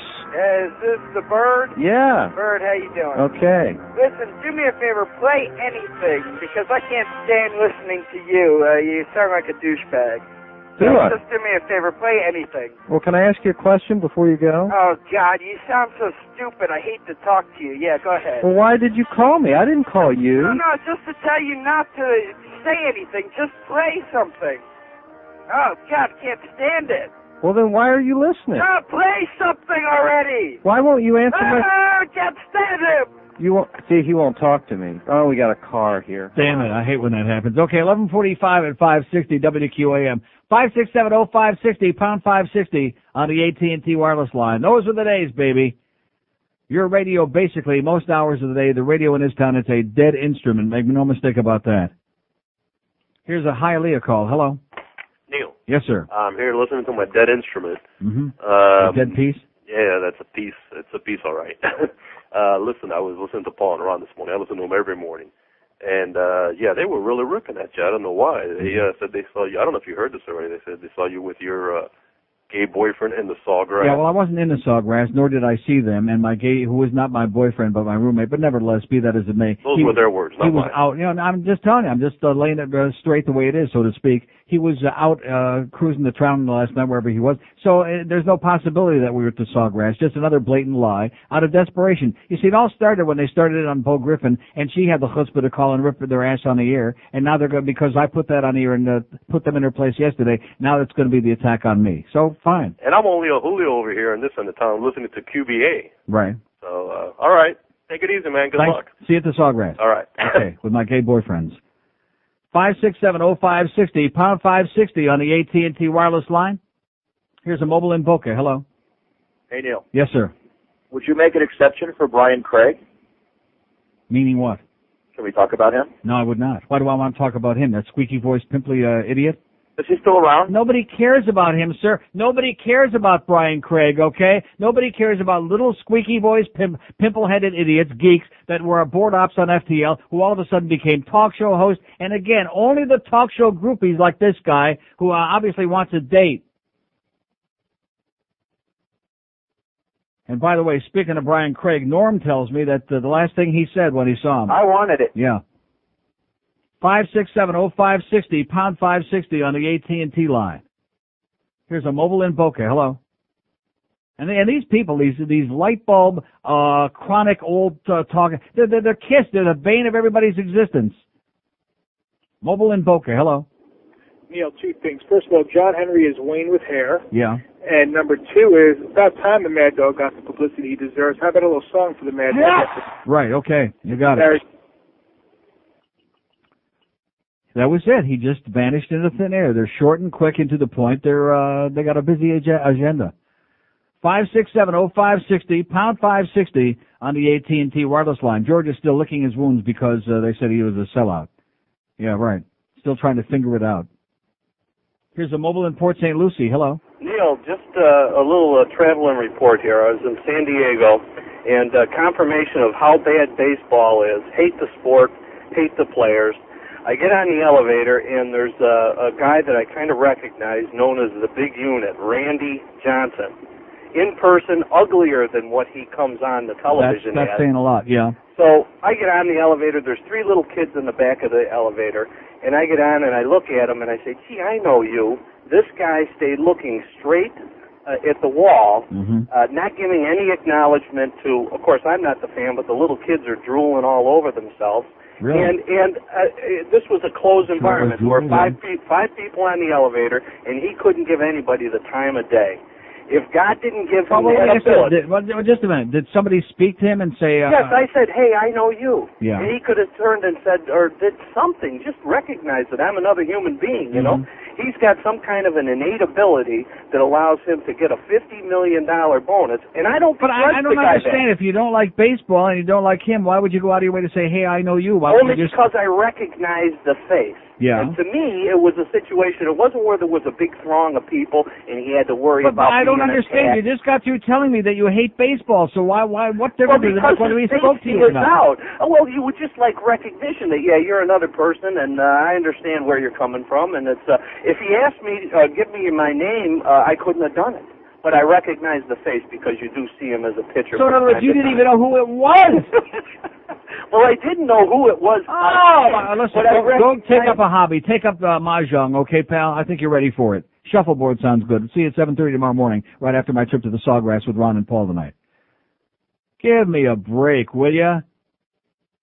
Doesn't even know the guy's name, hates baseball, but he goes out of his way. Oh, I know you. You're, no, you don't know him.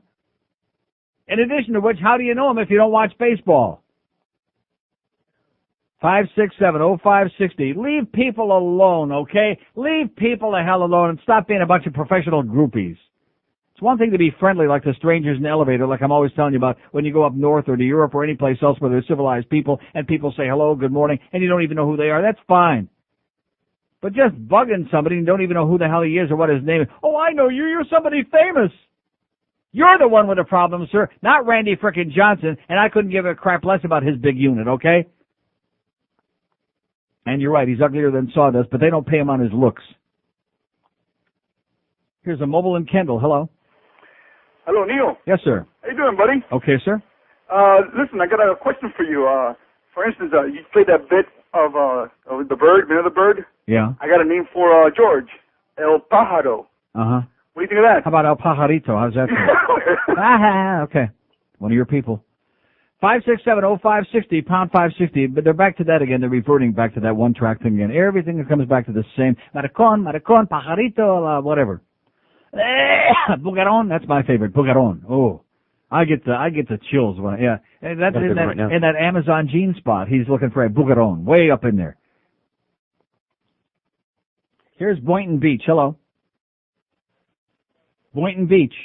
Uncle Neil. Yes, sir. How you doing, sir? Pretty good. Great. Hey, listen, I just want to let you know, my brother introduced me to your show back in October, almost a year ago. Yes, sir. And we love your show. We listen to it every day in our office. Great. And one thing I wanted to say is I used to listen to Paul and Ron in the morning before I knew what a real quality radio show was. Yeah. And I am planning on calling them on Monday and telling them just how much they totally suck.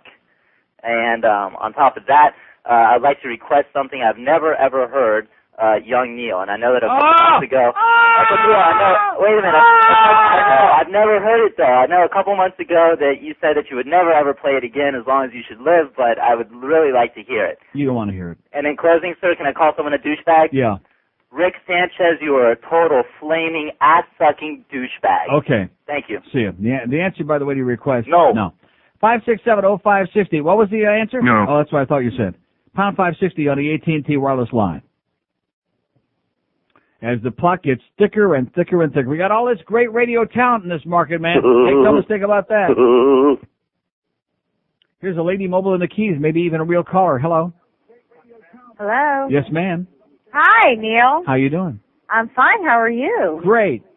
I'm just driving down to the Keys, and I wanted to tell you that I think you're wonderful, and I love you, and, you know, what else could I say? Okay. And, Neil, can I get a request possibly? Maybe. From my anus? A request for your anus? Yes. Like maybe some KY or something? Yes. Okay. That would be good. Thanks, Neil. You got it. All right, honey. Bye-bye. Bye. 567-0560. She wants something for her anus. And I'm sure there are plenty of people in the audience right now who have something in mind. But nevertheless, here's Fort Lauderdale. Hello. Neil. Yes, sir. Okay, I have a little problem. There you go. That was short. He's got a little problem. The cops gave him 2 tickets, and then he says bull crap like that, and he's gone. You know, some of you people, some of you potty mouths out there, some of you goddamn 567-0560, pound 560 on the AT&T wireless line. Don't you understand, sir? You can't say crap on the radio. What do I have to say to get through to you people? You people. Like Ross Perot used to say, which is why they finally kicked his little stupid ass out of there. You people. I realize that in your neighborhood, mother's only half a word, but we can't say it, man, because it's America. Because we got the word police and the strip club police and the sex police and the pleasure police and the Cigar Dave police. Yeah, don't be calling me any more Cigar Dave on behalf of those other people, because you're the one that'll wind up with your ass in a ringer, okay? And by the way, he don't smoke cigars. Here's Fort Lauderdale. Hello. Hey, Neil, how you doing? Pretty good, sir. I like how these owners justify us subsidizing these stadiums, saying that it improves the quality of life. No, that's the Sun Sentinel said that the quality of life is so much so desperately improved by having Major League Baseball. I'd like to show me them to show me one way that the quality of anybody's life in this town is improved by having baseball here. It brings community spirit. I'll turn to the Julio next to me. 6,000 people there last night because the town has brought so much together. And also, it generates a lot of new jobs for guys jerking sodas, too. Incredible. For a lot of jerks, yeah. Definitely. Idiotic. Yeah. See you later, Neil. Okay, thank you. Yeah, that editorial, I mean, I've saved that one. About how baseball makes all the sense in the world. I wonder what kind of scam they got going on that over there at the Sun Sentinel. Because they and the Herald, they're never for anything unless they see something in it for them. 567-0560. Are we going to eat something today or not? I don't know. I'm thinking about it. Because unfortunately, our good close friends at Dunkin' Donuts this morning, which I always look forward on Friday mornings, they come and bring in donuts and coffee for the morning guys, and they also bring in those breakfast sandwiches. And I have them without the bread, without the bun. I do my Atkins at least for a few minutes anyway, make it look good. I had a perfect Atkins day yesterday, by the way. Oh! One day. That's a start. Keep it going. Thanks, sellout. Faggot. Here's Jupiter. Hello. Look, I don't Hello, know. Neil. Yes. This is your mother. Okay, great. Your mama. 567. And, I love these people who do that, and they wait, and they wait, and they wait. And really what they're trying to say is they have nothing else going on in their lives because they know they're going to be on for like a fraction of a second, and now he's squeezing himself and getting all excited, and he's got the radio turned way up now. Squirt, squirt. See what I mean? Didn't take long. Oh, which brings us back to that call at the end of the show yesterday. We may have to play that. Well, we'll wait till Monday. That was really interesting, that wacky Jackie. He still has no life. Nice to see at least that people are consistent. 567-0560, pound 560 on the AT&T wireless line. You wanted more, and you got it. The Mad Dog is back, singing more duets on Managed Sings, Volume 2. Yes! Yes! Yes! Yes! Yes! Yes! Yes! Yes! Yes! Yes! Yes! Yes! Yes! Old number 88 is back, pairing off with the greats, singing more big hits with even more big stars. The Mad Dog does them all.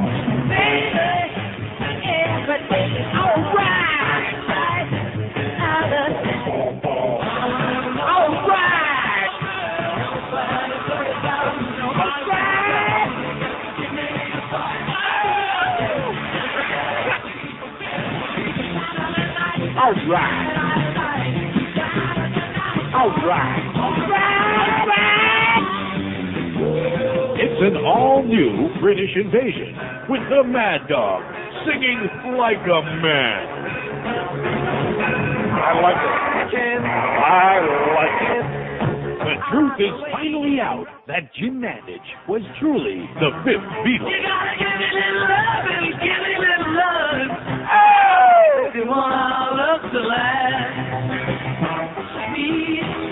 Now you're here to stay. You'll always hear me say it's gonna be alright, alright, alright. Hear the Mad Dog's tender and touching tribute to the king, Elvis. Alright! Alright! That's alright!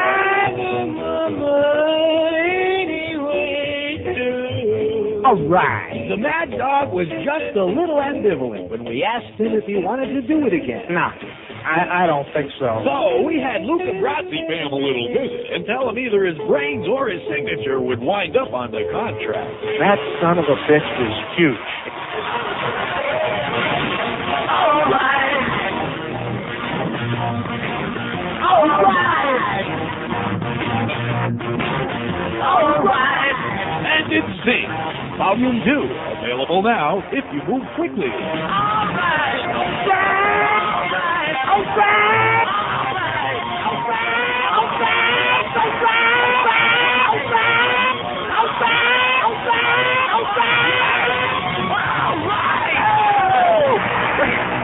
Yeah. I love the headline, too, on Barry Jackass's story this morning about the Mad Dog. It says, Jim Mandich is... All right. Nice going, Barry. Even you can occasionally do something good. Not too often. Don't make a habit of it. 56705. And by the way, for those of you desperados, the making of the Britney Spears videos on MTV right now. So we're a little crazy. You see what? You want to know what Paul and Ron are really pissed off about? I was the one who discovered that thing in her video. Now, I'm going to show you how big that's become. Yesterday on TRL, I'm surprised nobody has mentioned this. On TRL yesterday, Carson gets a letter from some viewer in California who points out that in the Britney Spears video, there is this girl standing on a fender with a car, scratching her crotch, picking it, diddling with it. Now, how many weeks ago did I tell you? I was the first one. It goes to show I miss nothing, okay? I miss nothing. If there's something perverted and sick and twisted going on, I'm all over it, so to speak. And I pointed that out, and it's amazing to me how many different people in this audience and people I know, we never saw that. And even on TRL, which they've been playing that video every day for about 5,000 days now, they never saw it until this girl in California writes the letter and says, take a puke at that. And they showed it in slow-mo and freeze frame last night on there, and she's still picking it. How do you like that? And the crotch, too. What are we going to eat, by the way? We've got to get something. That's what the nephew wants to know. Yeah.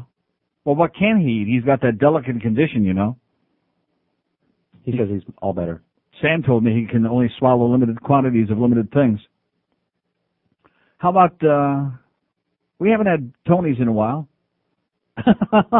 Well, in a day? I like to. You're full of crap. We haven't had Tony since Monday. They're great. That's why we have them so often. Because we love our friend Brad, and the price is right. It's free, and he loves us. And don't stop me on the turnpike again. Mind your own business. But, yeah, we love him. At the corner of 193rd and Northwest 2nd Avenue. What you want? Just a bunch of their stuff. You know, a couple of pizzas, some stuff. Do you want some sausage and onions? No, just some, I'll just eat some toppings. I'll just scrape it off the top. I'm used to doing that.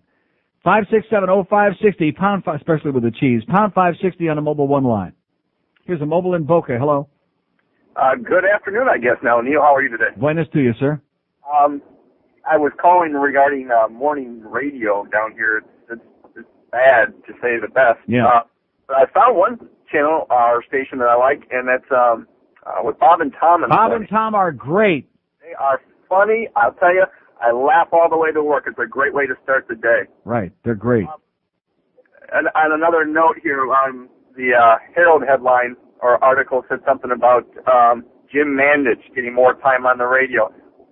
Who, in your honest opinion, is better at what they do? Would you say Jim Mandich or Hank Goldberg? Well, I mean, they do totally different kind of a show, you know. Well, if you were a program, you can't put me in that kind of a position. I'm going to like choose between the Humper and the Mad Dog. Oh, come on! It would be a great Friday show. No, I'm not going to do that. Okay. Well, have a great weekend. I like them both. I'm not going to do that. You're putting me in a very. I'd like to see the Mad Dog on the morning show. Well, that would be a good idea. There you go. Okay, pal. Have a great day. But the Mad Dog it points out. I always knew he was in the construction business, but it says in Barry's article, and Barry, of course, doesn't make any mistakes. It says.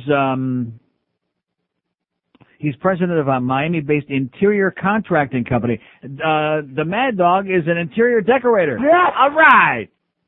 No wonder he's always driving around with his windows down. He's an interior decorator, the Mad Dog. Maybe that's why he used to shower with all those guys naked. 567-0560. I mean, the Mad Dog is great. I just wish we had, 3 hours would be good for this show. You know how they just moved Phil back to 3 hours? How's this? Worst team in the morning, 6 to 9. Neil, 9 to noon. Mad Dog, noon to 3. Hank, 3 to 6. Huh? And then after that, everybody eats dinner and goes out and does something anyway, gets laid. Huh? That sounds good. But he's pretty damn busy with that business. I bet you if Greg dangled a couple million in front of the Mad Dog's puss, that might do it. 567-0560, pound 560 on the mobile one line. Here's Fort Lauderdale. Hello. Fort Lauderdale. Hello. Yes, sir. Hey, Neil, how you doing? Great. See, I got to talk to you about these two clowns. I think both of them are Sunday school dropouts. Yeah. Number two, there's no way they've seen you at Sawgrass because I've seen them walking into the Copa. Yeah. So what do you think about those two guys? 567-0560, pound 560 on a mobile one line. Here's a mobile in Sunrise. Hello. How you doing? Okay, sir. I hate that phrase. What do you think about? Anyway. Yeah, what do you think about it? Yeah. As if he said something so profound that I'm going to have an opinion. One thing, you had mentioned Ross Perot. I always say that someday, if he's ever elected president, when he stands up to the podium, he's going to pull his mask off, and he'll be a little Japanese guy standing there. Could be. Or maybe a little Chinese guy. There you go. But anyway, I want to call somebody a douchebag. Ancient Chinese secret. In fact, all the ancient Chinese secrets used to be modern American secrets. But anyway. I want to call somebody a douchebag, and that's Mike Schneider over at UTI in the closing department. You're a douchebag. Okay, tell him to close this. Okay, see ya. 567-0560. It's Douchebag Friday, baby. I don't give a crap. I'm in a great mood today. We got a free lunch coming any minute. Have you talked to them already? No, we're still discussing our order in here. You know, the clock is moving along real rapidly. 9 minutes past noon. Not that I want to start getting pushy or anything like that. He'll eat whatever the hell we get, okay? He's going to sit in there be choosy now. Mr. I can't eat anything because he keeps backing up on me. Yeah, he'll eat whatever the hell we get and like it. Well, one thing about these people in this building, all the underlings in here. Oh, that's right. I forgot he runs the joint when Greg's out of town. I forgot that. Like I said, for the supervisory people, they can order whatever they want. I forgot that. Hey, by the way, I hate to break the news to you. Yeah, we got some screwy salespeople, and Greg is kind of a putz, and we got some problems around here. But I got news for you, Paul and Ron. This is the greatest goddamn place to work in the world. Best job I ever had. They leave you alone. I told you that 3-4 months ago when Geldy straightened my ass out, so to speak. That's what they're jealous of, because we're over here doing great, making serious money, kicking ass in the ratings, having a good time, nobody standing over our shoulder, nobody doing any of the things that they lied about this morning, and they're over there working for a bunch of pudwhackers like Pete Bolger in a goddamn fascist concentration camp known as Queer Channel. That's what they're pissed off about. He'd give his left nut and half of his right one if he had one to be working over here, Castronovo. That's why I was just pleading and begging his good, close personal friend, Peter Leonard. Please, Peter, please. Begging for Peter, baby. I know what that's all about. Looked like the mouth of experience. I bet you there's been lots and lots of... It's Brittany and Melissa Joan Hart. Sausage. Anyway, where are we going? Here's Miami. Hello. Hi, Neil. In that puss, yes. How are you? Hey, listen, that lady requesting something for her Rainas. I'm speaking for myself and some of the guys here online. I think we can all accommodate her. I catch your drift. Hey, I feel her pain. Let me ask you a question. The other day, you said Phil had moved from our time 9 p.m. to midnight. Is that true? Right. Why can't we not get him here for 560? Exactly. That's what I said. I'm going to start a campaign right now. That guy, let me tell you, Phil Henry. The problem is we got all these stupid ball games on there. We got Marlin games that interfere with that. We're going to have Panther games. We got Hurricane games. It would be... Listen, put your priorities straight, mister. Phil Henry will definitely bring in more revenue than any of this other swill. Can you imagine the numbers we could have at night instead of trying to scrap for a minuscule number of handful of people? If there were only 6,000 people who went to the Marlin game last night, how many people could possibly be listening? Yeah, I wonder how many people actually had the pleasure of listening to Phil when he was on here. He was, I just cannot say enough of that man. Are you sure? Yeah. When he left, and I'm thinking about what he did, you know, his routine and all that. It's for me to even try. I think George tried it one time when he was doing the when show. He sold out, yeah. And George tried, and it's hard. It really is to do. He can't do it. George can't do it. But he tried. I mean, it was funny. And he shouldn't have tried in the first place. That'll teach him. He'll try to rip off somebody else's act. It's very But one other thing, what was I going to tell you? Oh, as far as the arenas, I mean, are we going to have one arena in every corner? Uh-huh. It's ridiculous. In fact, right next to the Walgreens, there will be an arena, and then there will be a stadium right next to every Eckerd. So every alternate street corner on the other opposite sides of the road, there will be one of each. Yeah, ridiculous. And one other thing, what was Brooke Daniels' numbers? What does she have? The all-important, all-talented Brooke Daniels. The great Brooke Daniels? Yes. Well, let's see. I mean, it all depends on what demo, because they all stunk. If you want to look at men, for example, 25-54, which is our target demographic. Hank had a 5.4. I think between 2 and 6 he had about a 5.7 or 5.8. And she had on the third page. Still can't find it on the third page. How do you like that? I know it was an embarrassing, unbelievable drop. On the fourth page, in the fall book, Rick and Suds had a 5.1. She had a 1.7. I'm surprised. On a 50,000 watt station, a 1.7 share. I'm surprised you got that much. Yeah. Yeah, and remember that. But don't forget, it's on the way down. Oh, really? That's catching it in midair on the way down to the bottom. Well, geez. All right, Neil. Have a great day, pal. Ditto, man. Take it easy.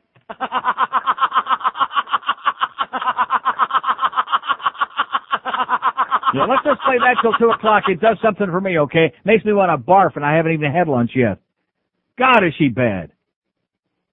She's a broad. Yeah, Pete, she's a broad. You'd send her abroad is what you'd do if you were smart. Get a one-way ticket. Send her to Istanbul. Underline the last part. 5670560, pound 560 on a mobile one line. Here's a mobile in Hallandale. Hello. Hello? Yes, sir. Yes, hey Neil. I was wondering, why don't you broadcast your show in Spanish? See how your ratings do. Uh-huh. You think? No. Why, do you want to You're in Miami? Do you want to hear it in Spanish? Yeah. Yeah. Okay, no. The answer, sir, is no. Which is, I said that in Spanish, by the way, no. No. With a trill on it. Are you trilled? He's squeezing it. 5670560, pound 560 on a mobile one line. We seem to be doing okay in English, sir. We seem to be squeaking out some numbers, eking out a meager, modest existence, doing it in Inglés, okay? No habla español aquí. Got it? You understand? No. I'm sure you will. As in 567. And by the way, I should mention again, we're number one in Hispanic men 25-54. Not just white cracker guys and not just a few Schwarzes we got out there. Number one in Hispanic men. See, that's what Paul and Ron are upset about. I got the men. They don't even want the men, and I got them. 5670, what is that? Grosse Pointe, Michigan? Michigan, hello? Hello. Yes, sir. This is a couple of times I called you. How you doing? Okay, you sound so depressed. I'm not depressed. Oh, you just sounded very down. You know, maybe it's me. Maybe I'm wound up on doggy uppers or something. No. You know that M&M guy is from Grosse Pointe, Michigan. He's gross, yeah. Yeah. And we just signed, you guys. By the way, I hear the Schwarzes are starting to move into Grosse Pointe. How do you like that? That's the rumor I'm hearing. Oh! I just started that rumor today. Yeah, well, that's good. It's probably true. Hey, we signed, Tampa Bay just signed a Grosse Pointe High School kid to their hockey team, the Lightning. Yeah. And weren't you up there several years ago? What do you mean? Broadcasting? Well, they carried the show for a couple of years. Yeah. Oh, did they? Disaster. Was it? Disaster. Well, have you ever been to Tampa? I haven't stayed there, no. Oh, don't do it. Do not do it. Last time I was in Florida, I called you from Plantation. Most of the people in Tampa have got like one eye in the middle of the forehead and their ears where their ass is supposed to be. It's bizarre. It's a strange place. Is the bay polluted? Is the Pope Jewish? Hey, listen, I love your show. I was wondering, do you know if you're going to be on this satellite thing that the car companies are coming out with? They'll be able to broadcast, pick up radio stations via satellite. So that I read about that. And you're asking me if we're going to be on it? Yeah. Do you think your station would be on that? I don't know. I don't know. Wouldn't it be great? If it would cost us money, the answer is obviously no chance. But other than that, we'd be delighted. If it didn't cost you money, you probably would kill the ratings up here and be kick like some number serious one in the ass. country. That's right. You know, I'm on the audio net, and I wish more and more people. We need to put up big billboards in all the major markets, and people just on the internet would be listening to the show. We get calls from, and of course, if we had that toll-free 800 number, which we'll never get. No. Well, that's how I listen, and I still will listen. All right. Thanks a million, pal. Bye. Say hi to Dick. All right. Okay. Purton. And don't forget, movie critic Rex Reed, he's obsessed with Dick. Huh? He says it's great. 567-0560, pound 560 on the Mobile One line. So we got lunch coming from Brad, I hope, over at Tony's. Yes, we do. It's about time. I mean, if the nephew's got to put in a special order or something, too bad. We want lunch, and we want it now. By the way, whatever happened to my good close personal friend who's going to be working for you next week? Haven't seen him in a long time. I think that somebody's got him doing some stuff on the side. On somebody's side. I don't want to say Jason. Quit wearing that vest, Jason. People are starting to talk. Here's a mobile in Boca. Hello. Yeah, Neil, your show's getting to be so boring. Well, I Can't got you at news least- for it, pal. Turn on to something good then, okay? Turn on to the Death Channel. It'll fit you like a T. 56705. And by the way, you know that voice? Chronic. Pound 560 on a Mobile One line. Here's a mobile in Lantana. Hello. Hello? Yes, sir. Neil. Yes. Long time, first time. Uh-huh. I was reading the Sun Sentinel this morning, and there was an article I thought you would really find hilarious. It's on 5 in the lifestyle, page 5 in the lifestyle. Lunch pail section, yeah. Well, they're talking about a group of, a whole tribe of Bantu-speaking Schwarzes that are genetically related to Muslims, and they practice Judaism, and they're actually Jewish, but they're Schwarzes. I got it here somewhere. And he's actually related to Moses' older brother Aaron. DNA confirms African Jews' ancestry. How do you like that? Yeah, so Moses' older brother was screwing around with Schwarzes. In fact, I think Boca Brian's going to be doing a bit coming up soon. It's called All the Schwoz Are Jewish. To the tune of, in fact, that would be Guitar Man. Of course, he don't have time for us anymore. He's a big star now. Can't you just hear that now? How about that old guy that calls in that does the songs, you know? The one that you hate like poison? That sings his cornball songs?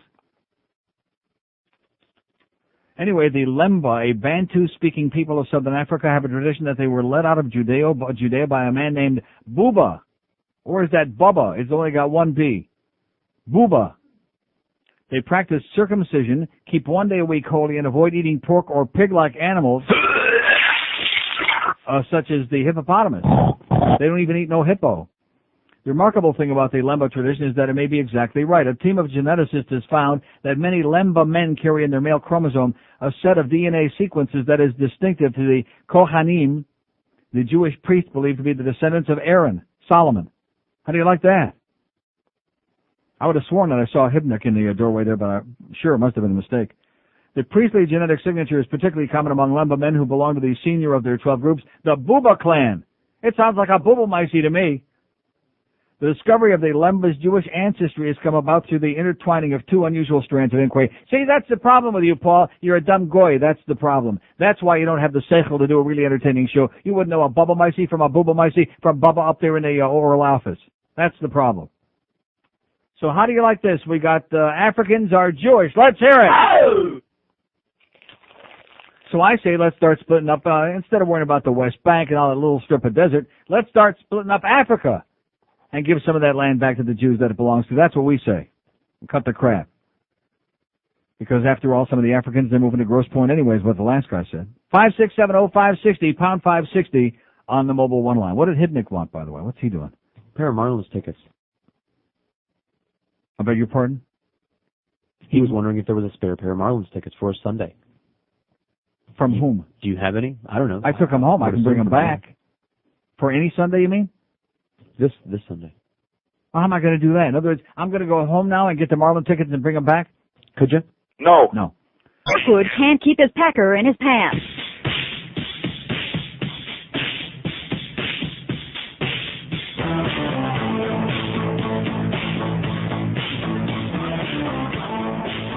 Hi, I'm Aaron Summers, and you know what?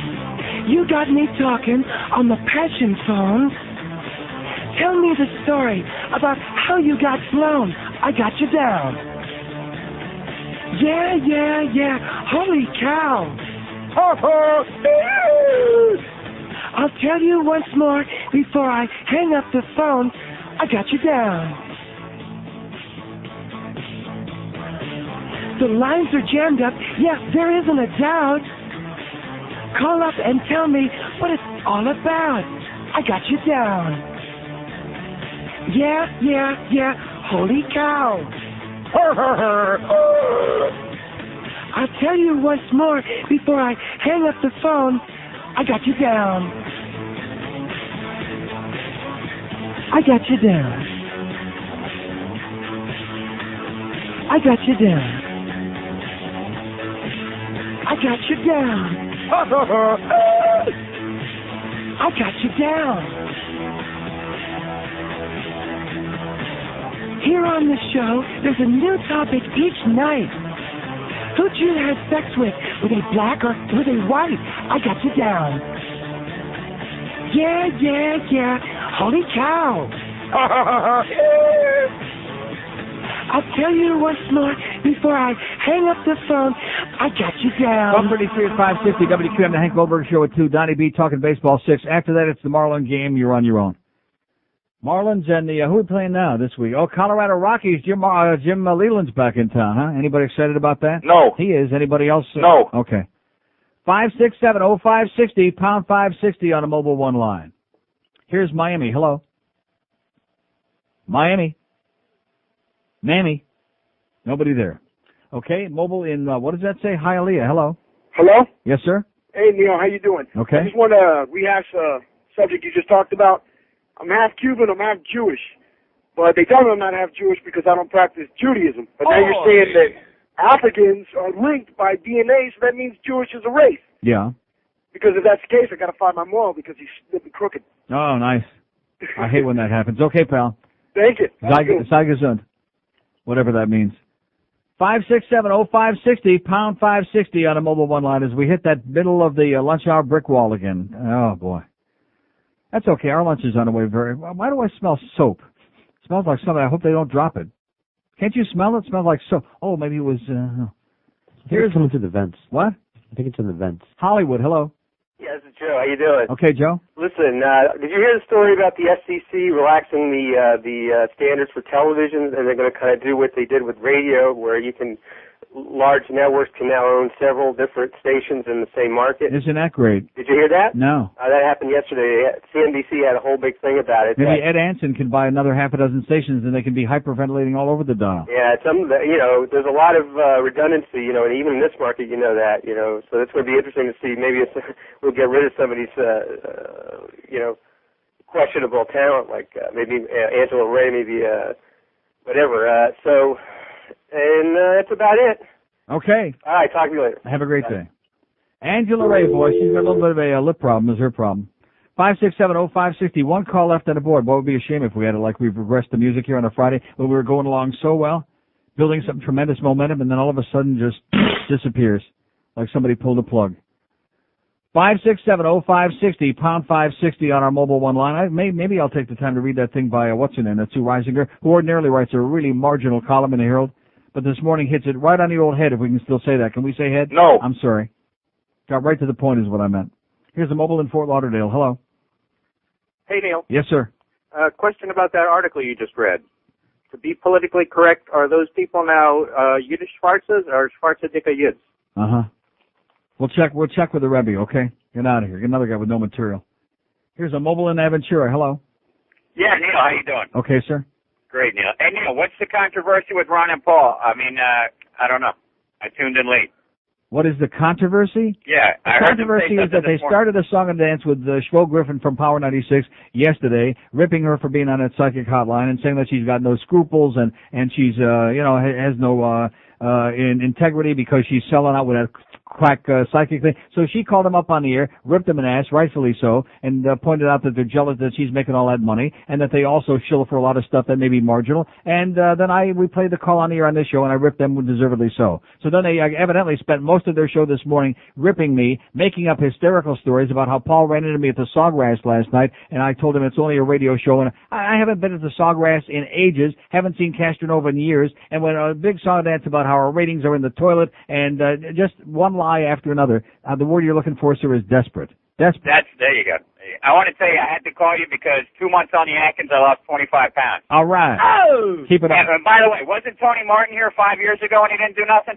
What do you mean he didn't do nothing? As a player, I thought he was good. I was very upset when they got rid of Tony Martin. I don't remember it. I don't know what the magic's supposed to be this time, but well, anyway, he's going to we'll open up a laundry is what I hear, if it don't work out. 5670560, pound 560 on the mobile one line.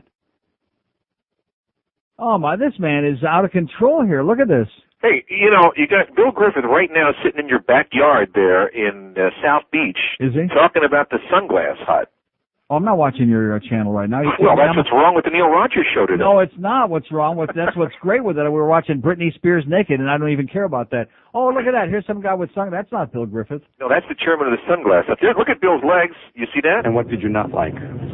Well, it's hard not to like several things. I don't want to look at Bill's legs. Gee, I mean, with lunch is on the way, you're going to get me to lose my appetite. God. So what's going on, Ted? Last time we chatted, you said something about you didn't want to bust my chops, but next time you talk to me, you'll ask, and then you didn't finish it. 86 3/4 on AOL. It was down as low as 80 yesterday. How do you like that? Didn't I tell you stay off of that thing? You did? I did? I don't know. Did you? Well, see, this guy's got Alzheimer's, Ted David. That's why it's good to talk to him. He forgets what I told him a couple of days ago. That's right. No, what did you say? I don't know what I said either. You know how many experts and mavens I talk to every day? They all know the answers. And you know what every one of them knows? That's what they know. Absolutely nothing. They come on and go blah, blah, like that. Bada-beep, bada-boop, bada-bop, and, it's a dog and pony show. I was up on your website and I realized all those drops are available. Yeah. We may have to use some of them with your permission. Well, you promised to start doing that the other day. It sure as hell would spice up some of those shows. Especially, listen, you need to get some laughter out of the investors now. Hey, listen, can I ask you a question, at the risk of boring the rest of your audience? Go ahead, they don't care. I was always fascinated by they're those here, two. So they're already bored. The two, the Oi and the Roy. What is this? Roy! Thank you. And then, and I started doing that around the house. Roy! My wife was like, what the hell? What is the genesis of that? Of what? Who is that and what's it all about? Who is Roy? Roy! Actually, when we went to, when the station, when IOD was sold to Paxson. Right.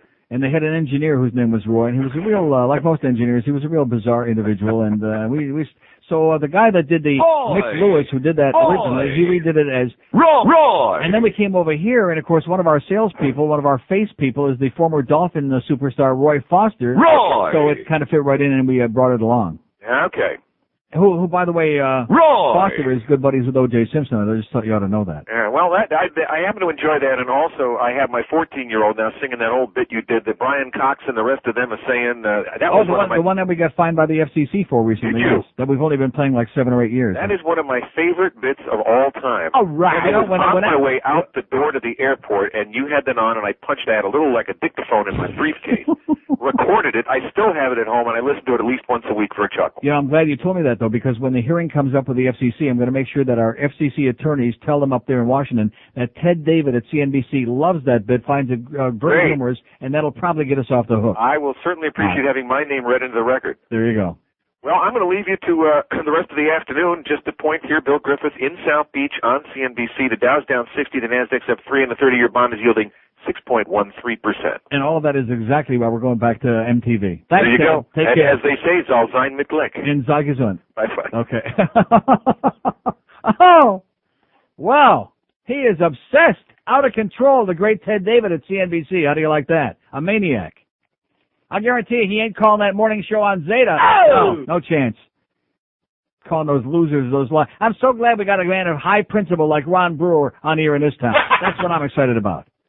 A man who never not only stole a freight train, but never could tell you a straight story without looking at the ceiling. Friday, you bastard. I've got to let you know. Squirt. I can't wait, I gotta go. I play some no-goes up the road. Cause I can feel my back keep flow. Yeah, I hate to tell you so. I can't wait, I gotta go. I'm down now on my hands and knees. Oh! Legs together, tightly squeezed. You best pull over in this van, or I will use that Pepsi can. So in my bladder will explode.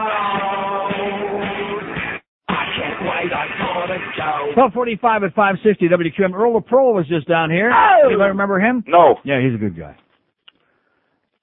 Just stuck his nose in the door. The only thing I'll say is that we're all getting older. Boy, when you don't see somebody like that for a long time and they come in, and I mean, it's good to see him, but we're all getting old. Anyway, so here's this great column because the phones are dying anyway. It's about time we got to this. It'll kill some really good time, but it's great. Nice going, Sue Reisinger, whoever you are at the Herald. School board now sex police. The Broward School Board, having poked its nose where it doesn't belong, has gotten its whiskers caught in the ringer by suspending 2 teachers without pay because they were found in a private sex club. Let me say that word again, a little louder. Private. The board should now extricate itself as delicately as possible. It can do this by heeding Miriam Oliphant's call for reconsidering this week's 8-1 vote to suspend without pay. While I'm neither sexual saint nor swinger, I'm appalled that the board would, in effect, vote to fire 2 consenting adults who were acting in private on their own time. One teacher was having sex with his own wife, for crying out loud, and isn't even charged. Of course, I'm also appalled that Broward Sheriff Ken Jenne and his troops had nothing better to do 6 months ago than raid members-only swingers club in Fort Lauderdale and Pompano. Broward has got enough violent and white-collar crime with real victims that private sex clubs rank very low on my priority list of problems, she says. But raid they did, finding no prostitution, no drug rings, but embarrassing themselves mightily. Among the 55 arrested were 1 cop, 1 jail guard, and the wife of the sheriff's office employee, plus these 2 teachers who, by the board's public action Tuesday, have now been humiliated beyond belief. Thrashing around for a charge, BSO cited most of those arrested, including 1 teacher, with lewd conduct. That brings up a new twist to the old tree falling in the forest puzzle. If a sexual act occurs in private between consenting adults, can the act be lewd? Doesn't lewd necessarily mean that someone present had to be offended or have their rights infringed upon? If such acts are not considered lewd in the privacy of our homes or hotel rooms, then why would they be deemed lewd in a private club, she asks. Howard Simon, executive director of the ACLU in Florida, finds the school board's actions very troubling. It's inconsistent when prison guards at Stark are suspended with pay while being investigated in the murder of an inmate, but these teachers lose their pay for acts committed in private. What kind of message is government sending? For its part, the school board is relying on the right to fire for acts of moral turpentine. Simon recalled another era when firing teachers on moral grounds included being gay or being unmarried and pregnant or being a member of an unpopular political party. That would be unthinkable today, he said. And so should firing them for private consensual sex. If the teachers had committed a lewd act in school or in public or with students out of school, that to me could be an act of moral turpitude. Or I might see moral turpitude if one of them had sexually harassed an employee, as Principal John Smith was accused of doing nearly 2 years ago when he allegedly gave a Victoria's Secret satin robe, a sex toy, and an adult video to an unreceptive teacher. The school board kept Smith on the payroll for 18 months in an out-of-school post, then allowed him to resign with his pension. What hypocrisy! The board condones such behavior from a principal, but now intrudes on 2 teachers' private sex lives. At the very least, the board should reinstate the teacher who was not charged and suspend with pay the teacher who was charged until her case is decided in court. To do otherwise is to stick its nose where it clearly doesn't belong. Nice going, sir. Oh. Great column. Beauty. And then the Herald's got this big thing in the Broward section, this big article about this tip that led to the suspension of the two teachers and caused the BSO to put on this big dog and pony show for the benefit of the media cameras, which they invited in to tape it. And this outburst thing that they're doing now in the Herald, where they can call in or fax in your comment, whatever the issue is. 1, 2, 3, 4, 5, 6, 7, 8, 9. There are about 20 responses here, and I would say about 15 of them are in support of the teachers and really aghast at the BSO and all this crap and the school board. One of them, for example, saying, I'm the mother of 3 children grown. I think what the Herald has done by publishing the names of these teachers is an absolute disgrace. They went to a place that is not illegal. It hasn't been closed up. I think it's horrible that the reputations have been ruined. And then also there are letters like this one. That is ridiculous that those people think that they're okay by going to a sex club. That's a sense of perversion, and we don't want that around our kids. Because they get tired of the sex clubs, and then what? Then they're going to vent on our children? Question mark. There's a brilliant letter. Consenting adults having sex in private. Yeah, if they close up the club, they're going to start molesting children. That's a logical progression. Right. 5670560, pound 560 on the mobile one line. Here's a mobile in Coconut Creek. Hello. Hey, Neil, what's going on, man? Not too much, pal. Hey, I was thinking the same thing about those teachers. I mean, were their kids getting passing grades in their classes? I mean, were they molesting their children in their classes? I hope not, but I don't think they were. Mm-hmm. And, you know, it's crazy. And that Paul Castronovo, who listens to those guys anyway, man? Anybody with any sense listens to Bob and Tom in the morning anyhow. There you go. And those guys are great, man. Hey, they mention you every once in a while, friend of the show and all that good stuff. Really? Yeah. Are you serious? About 6 months ago, they said Neil Rogers, friend of the show. All right. Love that Bob and Tom. They're the best, baby. They blow Howard away, and certainly Paul and Ron. I mean, they're like minor league, kindergarten. Yeah, those guys are, I don't know, I used to listen to them, but then there's nothing else to listen to. Yeah. Hey, listen, can I call some douchebag? Yes, sir. Hey, Paul and Ron and Dougie, you're a douchebag. Okay, see ya. Later. 5670560. We got 1,700 open lines here. Another hour and 9 minutes to go. I don't think we're going to see 2 o'clock, baby. I have a feeling we're closing up shop here right after lunch, which better be real soon, by the way. I don't want to get pushy, but God, I'm starving over here. Dying. 5670560, pound 560 on the mobile one line, and we even pay for it, and there's still no takers, huh? Here's a mobile in Kendall. Hello. Yeah, good afternoon, Neil. Yes, sir. Yeah, you know, you were talking about that things with the teachers and all that. You know, I had myself frequented one of those clubs down there, Jeannie's Hideaway. Oh, my God. Yeah. And, you know, I tell you what, it was all consenting adults. There was no forced sex. Everybody did what they wanted to do. And, you know, basically I think it was more of people just, you know, doing voyeurism than anything. Mm-hmm. And I can't understand why that, you know, it's like they're on a crusade. Just like when that old sheriff, I forget his name. What was his name? That Nick used to be Navarro. Right. The same thing that they're trying to, I don't know, is an election year or something that this guy's trying to... Well, not only, forget this year, but the fact is that Ken Jenne has got his eyes set on higher sights. In other words, he's only, you know, just passing through in the night. He wants to be a senator, he wants to be governor, he wants to be something. So again, this is what they always do. They always try to pander to the old farts, this idea of, oh, we're the great moralist and we're going to clean up all of this crap. In the meantime, what most sensible people want is cleaning up the crime and making the streets safe, and forget about what consenting adults are doing in a private club or in their home or any other goddamn place. Right. Well, that's just like, what was that commissioner, the one that got caught with Kathy Willits? He was also a crusader there. Right, that's right.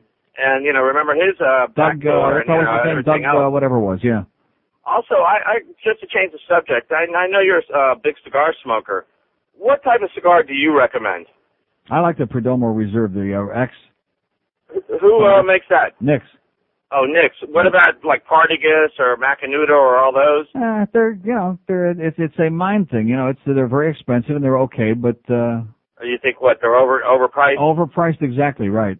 Well, now when you're talking about like Nix, what are you speaking of as far as like money wise for a box, or you know, that's usually the way I buy the cigars.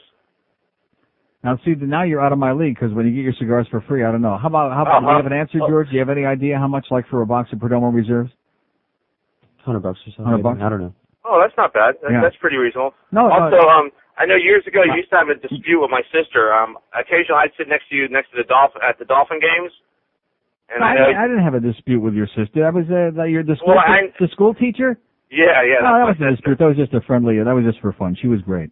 Yeah, well, she could be a ball buster. Yeah. I know she could be like a jackrabbit, up and down, up and down. Exactly. She's okay. All right, have a good day now. Back to you, sir. All right. 5670560, pound 560 on a mobile one line. By the way, am I going to those games anymore? No. Had great seats right there on the 50-yard line, but it starts getting a little bit, a lot of drunks, a lot of slobs out there at those ball games. You sit home, you watch it for free in the comfort of your living room. You give the tickets away to somebody who appreciates it, like poor Joe Costello or anybody else who needs some free tickets. I would have been very glad to give Hibnick tickets for that Sunday's game, but sorry, Hibby, no God. Here's a mobile in Miami. Hello. Hey, Neil, how you doing? Pretty good, sir. This morning I heard a little bit of insight on Larry King. Have you heard about him and Sandy Koufax? What does that mean? Yeah, according to what I heard this morning on one of the talk shows, Larry King wrote in his story that he grew up with Sandy Koufax and he was an old childhood friend and they... I've been doing this a long time. Well, how's that possible? Sandy Koufax, oh, you mean in New York? I have no idea, but this was Larry King wrote in his book. And they asked Sandy Koufax about this. He said, "Who's Larry King?" I have no idea who Larry King right, is. Right, exactly. That's typical. It's ridiculous. He's a bullcrap artist. He's an ass kisser and a bullcrap artist. But he was talking about how they used to argue about the best flavor ice cream. And then he said one day that they were at a street corner.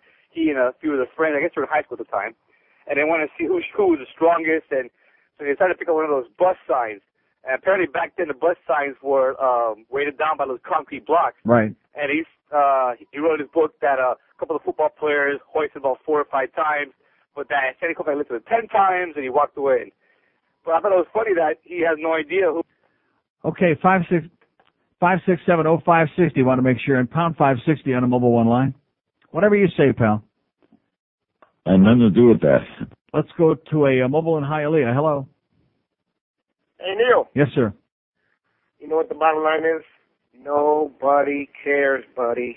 Nobody. About what? You drop dead, they walk right over you.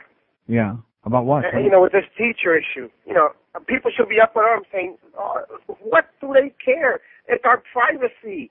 Well, I'll tell you one thing. This audience doesn't care. I talked about this a couple of times in the last 2 years about the swing clubs and about the raids. Never get any calls, and most of the people who go there are terrified to have their voice on here. Yesterday we did get a couple of calls. The guy that runs the trapeze too, and then we had one other guy that even put his first name on here that goes there and frequents the joint. But most people that go to those places are so terrified because America, has been brainwashed into believing that anybody who's doing sex anywhere, it's dirty and evil and disgusting, and so there's no constituency that's visible. But Neil, that's the issue. The issue. It could be anything you do in private, that or whatever you want to do. Just nobody cares, Neil. Nobody cares. Well, okay, thanks for the good news. Did he say that more than once, I think? Uh-huh. Yeah, nobody cares. You're right, pal, but we already know that. WQAM, Miami, It's the 1 to 2 hour. Okay, 1 o'clock at 5:50 WQM. We got Hank Goldberg coming up at 2. Well, I'm just WQM fag line. Yes, I'd like to talk to Neil. Oh, this is not him? Okay, hold on. Damn it. I hate when that happens, But we will give that number out in a second. Just give it a second. No problem. If you will. What did you just say? That is a guy that you may find. Now, wait a minute, you hung up on this guy just to clear that line? Is that what you did there? Yeah, you'll like this guy. Oh, that's great. not good. WQM fag line. You couldn't shine Howard's shoes, you faggot. Yeah. Yeah, that's right. Yeah. You keep mentioning Howard Stern. You couldn't shine his shoes. Yeah. Well, then why are you listening? Because you suck. Yep. Okay, so let's give that guy's number on the air now. What is it? That evidently is desperate for somebody to talk to. Since he came here from New York, he was such a loser, and they kicked him out of the city. 12 million people, but there was no room for him, and he came down here, and nobody will talk to him. So maybe you can call him and keep him busy today because he just said crap on the air, and we had to dump it. 9541 295 295 2241 2241 954-295-2241. Maybe you can talk about Howard with this guy. You can compare notes and take crap a few times, or take one. I'm listening because you suck. Yeah, you got a point. A stud is a guy that you may find at the seashore wearing a Speedo. They come in all sizes and they range from Ricky Martin to village people. And yes, studs can be a lumberjack. Studs work on telephone lines and studs studs can be construction workers, yes. I'd like to make one stud mine, and no, I can't find no studs. A stud is a guy I'd like to have on a date with me. He could spend a wonderful night with the transvestite, and the transvestite's me. I can't find no studs. A stud is the guy I'd like to have on a date with me. He could spend a wonderful night with the transvestite, and the That was transvestite's especially me. rewarding, you're right. 103 at 560 WQM. I love guys like that. I love the sound of the venom. Or like the one guy says, you can hear the ventum in his voice. The pissed off and fired up guy, that redneck, that yahoo, that cracker, that simpleton. Okay, let's go to a mobile in Miami. Hello? Hello, Neil. Yes, sir. I've been a loyal Castronovo listener for the last couple of years. Yes? When I heard that this morning, I turned it off. Uh-huh. I was pissed off and fired up, and I started listening to Rick and Spuds again. There you go. All right. So, Well, I mean, he can rip me all he wants. I don't care about that. I mean, I've been ripped for 23 years. But at least don't come on here and lie and make up all kinds of stories about the ratings and about where I was at the Sawgrass. I mean, what is the point?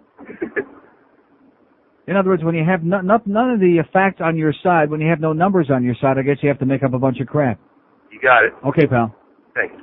567-0560. Pound. Don't forget, Rick and Suds, 940 on the dial, baby, every morning. With all due respect to the worst team. I mean, if you're a sports nerd, you'll listen to the worst team if you're desperate. And, of course, if you're not, 6 to 10 a.m., 940 on the dial, Rick and Suds. I love this show. Right. Craig Worthing, 1580 on the dial. And I don't know what time Craig is on. 6 to 9, 7 to 10, 6 to 10, I don't know. 1580 on. And, there's got to be some radio for those old farts. And I don't mean that as a shot at Craig. It's just that, for whatever reason, those old people, they've stuck with him through the years. Hello, Craig. I've got cancer of the toenail. Well, that was depressing last night, Norm. That was depressing. 567-0560, pound 560 on the AT&T line. Here's a mobile in Boynton Beach. Hello. Hey, Neil, how you doing? Pretty good, sir. For the last 20 years or so, I've been sitting back just being entertained, and I seldom call. All right. The fellow that was asking about the cigars, I just had to give some input because this Tuesday morning, after reading that article about the swing clubs, I woke my wife up. We went out and renewed our passports, make sure we're going to be able to leave this country anytime we have to, real fast. And then I went down to Nick's. Right. Now, because of your recommendation, I've tried the Perdomo Reserve X. I think it's excellent. The thing that really makes me keep going back and buying it is everything I smoke, my wife says this is the one cigar that doesn't offend her when we do what we do. So, I have to keep buying those. I think it's a great cigar. I love it. Deborah took care of me wonderfully. I bought a box, and with the Tuesday, Wednesday discount, I walked out of there, 25 sticks in a box, about $174. Oh! Now, she also, and if he goes out there and buys that other commercial stuff that's way overpriced, especially when you compare it to Nick's quality, he's an idiot. He ought to go down to Nick's. I wouldn't say he's an idiot, but he just is brainwashed into believing that you got to pay an arm and a leg to get a good cigar because it's got a big fancy schmancy name like that, and that's why people, as soon as they go down to Nick's, they get turned out of it so much because they have great cigars and they don't have to pay all that money. Wonderful, beautiful Deborah also gave me a couple samples of the Perdomo Squared, right, the Cameroon, and it's a wonderful, wonderful cigar. I think it's wonderful. 2 weeks from this week, when I go down there again, I'm probably going to get a box of each. Beauty. Thank you for your recommendation, Neil, and you are God. And have a great weekend. 567-0560. That guy's in Boynton Beach. He drove all the way down there to Miami. Nice going, sir. Oh! 567-0560, pound 560 on the AT&T wireless line. Lunch can't be far away. Can it? Can it? Yes. Oh, don't say that. Not that I want to get pushy because, we love Brads and they take their time to send the very best, et cetera, and so on. Where is it? Here's a mobile in Miami. Hello. Hi, Neil. Yes, sir. Rocket scientist that called a few calls back. Which one? We've had so many. I know. The one about the Larry King story. Yeah. He was listening to Howard's show this morning, and that was a year-old show. Howard's on vacation. And with that tape. That story is so old about the Sandy Koufax deal. I mean, are people that dumb that they don't realize they're listening to a tape story? Yeah. The Ken Jenne thing. This man definitely, you hit it right on the head. This man definitely has other aspirations. In fact, that's not just my opinion. I mean, that's an established fact. Everybody knows that. Exactly. I have a friend that's very high up in the Fort Lauderdale Police Department, and his aspiration is Well, by the way, they hate them like poison. They hate Ken Jenne like poison. Right. His aspiration is first to be mayor of Broward County, and then who knows from there on, probably the Senate, and God forbid, something higher up. I think next, now that this thing is causing so much stir with the swing clubs, I think he's getting so much press out of it. He probably next will move to make sex illegal in your homes for consenting adults. Well, let me tell you Or at the something. very least enforce the sodomy laws on the books so that if anybody's caught doing anything, even in the privacy of their home, other than missionary position face to puss, that they're going straight to jail. It's disgusting. I mean, this man invaded a private club, and basically these people weren't doing anything wrong. Now, I'm not in favor of lawsuits. I think people sue people too often, but this one would really be handy where if these teachers were able to sue the county of Broward for a huge lawsuit and eventually start putting a stop to this kind of invasion. I mean, this guy did it with the cruise ships. Confiscating the slot machines. I mean, when is it going to stop? That sure worked out good, didn't it? That worked out great. Right up in his face. They had to spend taxpayer money to go through that big exercise and then go through another exercise of schlepping all the machines back. That was good. How often is this guy going to screw up and waste taxpayers' money on trivial things and not even illegal things? And hopefully often enough to make sure we don't get elected in his next whatever he runs for. Well, first of all, as far as the swing clubs, I personally do not, I don't condemn anybody that would go to them. It's their business. I mean, whatever anybody wants to do for fun as long as it's not illegal. However, if you wanted to frequent one of these clubs, what about the fear that if you're in there on a weekend and they get raided and your reputation is shot? Well, but that's the idea. This is the way they close down adult businesses. Is they go in there and they raid and they make the clientele and potential clientele paranoid and terrified, so that they stop doing business and then eventually they go bust anyway. So that's the whole idea. Well, these Nazi tactics have to stop, and like I said, I think a huge lawsuit would help it.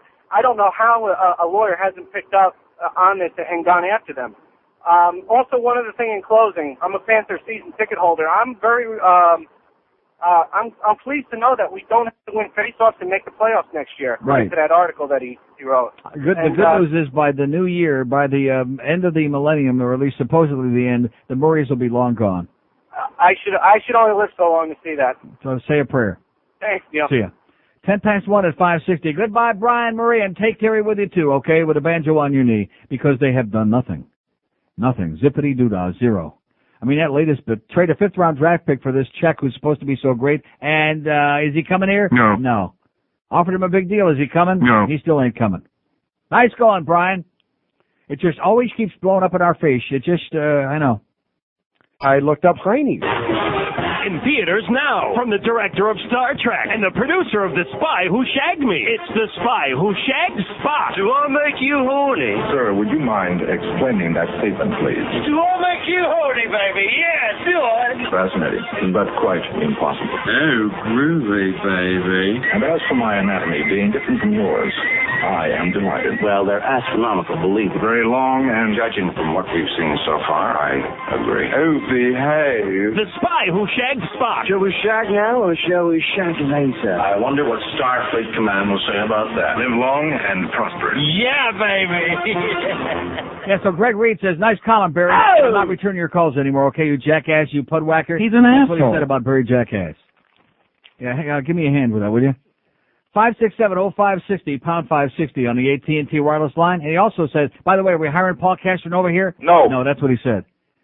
I mean, you talk about stupidity. The guy gets the worst team, and I'm not making this up. Beefo stood in the hallway this morning, 9:45, and he said to me, even we beat them out on the worst team. He said that's the ultimate slap in the face. And that's the truth. And he's calling here, oh, he wants the job. He wants the job. I mean, if I worked for Clear Channel, I'd be looking in the yellow pages for radio stations that aren't even on the air yet, like Waffen.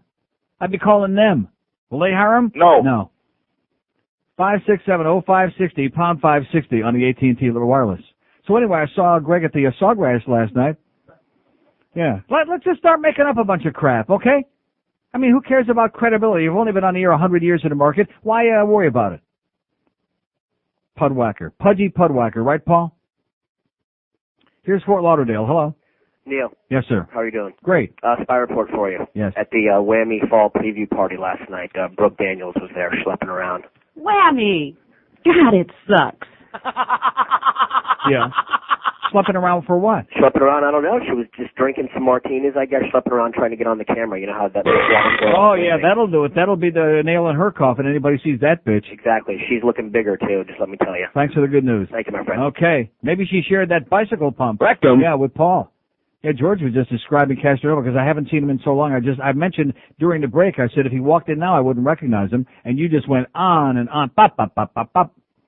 Apparently, the aforementioned salesperson was not the only person that he approached to approach Greg on his behalf. All right. Greg. So, according to Greg, so this is right from our general manager's mouth, not just some bizarre guy like Peter Leonard or whatever his name is, Peter, Paul, and Leonard.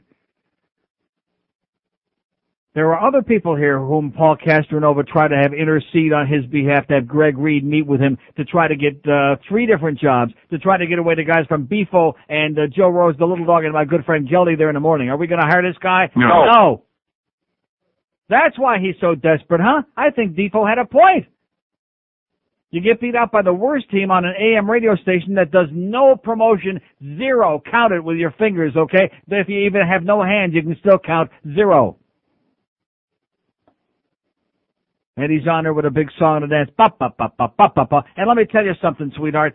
Schmo Griffin's got more class in her little finger, and believe me, even her fingers are fat. She's got more class in her little finger than you got in your whole big chubby body, okay? Mr. Hotshot, Mr. Goody Two-Shoes, Mr. Super Moralist, who's better than all the rest of us. I'll see you at the Pussycat, okay, sweetheart? 567-0560, pound 560 on the AT&T wireless line. Here's a mobile in Naples. Hello. The Pussycat? Speak to me, sir. Is that possible or not? No. Or are you just repeating what I just said? Oh. I said, what's new, Pussycat? What, yeah. Is he dead? Tom Jones? The caller before, He's still dead. The caller before, first of all, Howard was live this morning. This guy was totally in the weeds. Okay, the Larry Queen Oh, are we going back to, okay, have a nice day, pal. And whatever you're drinking, send some over. Send some media. 567-0560, pound 560 on the AT&T wireless line. Oh, man. They're doing it in Naples, baby. Oh! Yeah, they're smoking the good stuff. Yeah, man. Naples. To celebrate those big ratings the Beasleys had. How do you like that? So now the plot starts to thicken, okay? I'd like to have you deny that on the air on Monday. Just like maybe the Queer Channel people will deny that they had the Cigar Dave call me at home about 3 weeks ago. Oh, yeah, well, they'd like to have you back, and they're interested in, they're interested in trying to remake what they destroyed and tore apart. That's what they're interested in doing. Is it going to happen? No. Yeah, they like to make INZ what IOD used to be. Right. Yeah, that's like blowing up your house with dynamite, and then a few days later saying, I really like to sit here and watch my house become what it used to be, huh? Yeah, good luck to you. Especially with all that great talent you got over there on the air after 10 in the morning. Well, I'll tell you, it's kind of tough when you get beat out by Dr. Laura in the ratings. Here's a mobile in Miami. Hello. Mobile in Miami. This whole sex club thing is really great, I think that we're teaching the kids the wrong thing. We're teaching kids that sex is bad, and who wants a bunch of horny 20-year-olds walking around the street looking for a way to vent their frustration, for God's sakes? Yeah. I just wish I had enough guts to go to these things. So it sounds like a blast. Right. I'll see you in Amsterdam. Well, that'd be great. I'll be on the next flight. All right, see you. And there was going to be more? Is he still there? He's gone, I bet. Are you there? Sir? He was still there. But he's got that radio cranked up. It's my fault. I'm so sorry. Am I sorry about that? No. Well, I got a quick finger, man. Got to have a quick finger, baby. Oh, my God. My head is just throbbing. You want to know why? Because I think I'm holishing over here. I'm passed out. I think Brad probably changed his mind. And you know what took so long was I don't want to start with the nephew because I know he's a big shot, got the inside line to the head honcho there. But nevertheless, I know you're in there. No, well, wasn't he the one that delayed the order last time I checked? It was just those extra couple of minutes. It would have been here a half hour ago. Not that I want to lay a guilt trip on him or anything. Here's Dania. Hello. Hello. Yes, sir. Neil. Speaking. Neil, I agree with again. that. I agree with that caller about the Howard Stern. Yeah. He said, I mean, you are really a no-talent Yeah. slob. But you're still listening. You're still. Oh, what a jerk-off. Still listening to the show. That's good. Jerk this. Another New York. Yeah, another New Yorker. See, let me also say it again. I was the one that got on the air and said Howard had a 26 year in Fort Myers. I don't have to talk about those numbers. He doesn't need any more money than he's already got. He doesn't need any help from me. I sit here and tell it the way it is.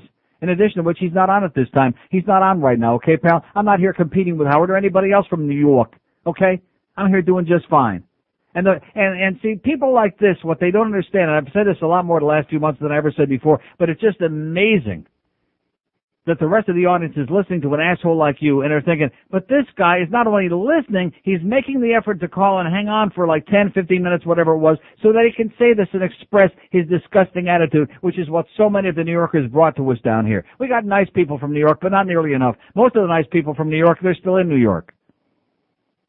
All these losers, all these sour, they all sound the same, they all smell the same, they're all cut out of the same crap. Walking crap on legs. And the fact that an old fossil like you can't even get any buddies to go out and play shuffleboard with, or mahjong, or go to the track, or do something, that should be a hell of a commentary, that you have to sit there in your own masochistic way, listening on and on and on to this no-talent suckhole fag that's on the radio right now, and you're squeezing yourself so hard, and believe me, in your case, it won't do any good. I love it. I love guys like that. I'd pay like $1,000 a call for guys like that. This is how wonderful they are. And believe me, it just wounds me to the quick. I don't know if I'm going to be able to survive because we had not only one but two old New York bastards like this today. Not one, two. I may have to be licking my wounds all weekend to recover to be able to come back on Monday. You think? No. Here's Hollywood. Hello. Neil. Yes, sir. Hey, how's it going? Great. You know, I don't know why these people that listen to Howard Stern have to, make such a big song and a dance about it. Let me tell you, I listen to Howard, and I think it's great that I get to listen to Howard from 6 to 10 and then you from 10 to 2. And there are a lot of people who do that, by the way. And I do. Let me tell you, and I love you both. And I don't know what is the big deal, why you got to be better than him or he's got to be better than you. It's a juvenile thing. It's like people that have the minds of a 4-year-old. It's like everything has got to be compared to this. This is better than that. Like we're in some kind of competition here. Right. No, I love you guys both. But that Paul Castronovo, he's been separating himself from Ron on the station. If you listen to the shows, it's like he's being very disagreeable. He used to be just like a puppet, like a bird to you at one time when the bird was with you. Yeah. And now it's like he's trying to separate himself and trying to be individual. And now it's apparent why, because he's trying to get a job with QAM. Right. Or anybody else that would hire him. And listen, as much as I am displeased with him knocking you, because I'm a big fan of yours, I would take him over DeForest any day of the week. Yeah. Because DeForest is the reason why I don't listen to QAM in the morning anymore. That's the reason why I started listening to What's your Howard. beef with Beefo? I just can't stand the guy. I've never heard anybody so self-grandizing, so in love with his own voice. He says, I've faxed you about this before. He embellishes everything to the point where you can't stand to hear it. He'll say things. He'll take 10,000 words to say something he could have said in 3. Kill some good time though. Yeah, but I can't stand listening to it. Well, but listen, I thought you just got through saying listen to Howard in the morning. I do. Yeah. I do. That's my main. And I have news for you. You know something? Even if Castronovo came on over here and they fired Beefo, which isn't going to happen, you'd still listen to Howard. I would. You know something? For the majority, I probably would. But you know what? I would listen more to QAM like I used to, even when the Dolphins are playing. It used to be before Defo got on. I used to listen when the Dolphins played, like right after a game, like Monday, even By the way, Tuesday. George, I would overlook the zits. Yes, go ahead. I'm sorry. Like Monday or Tuesday. Yeah.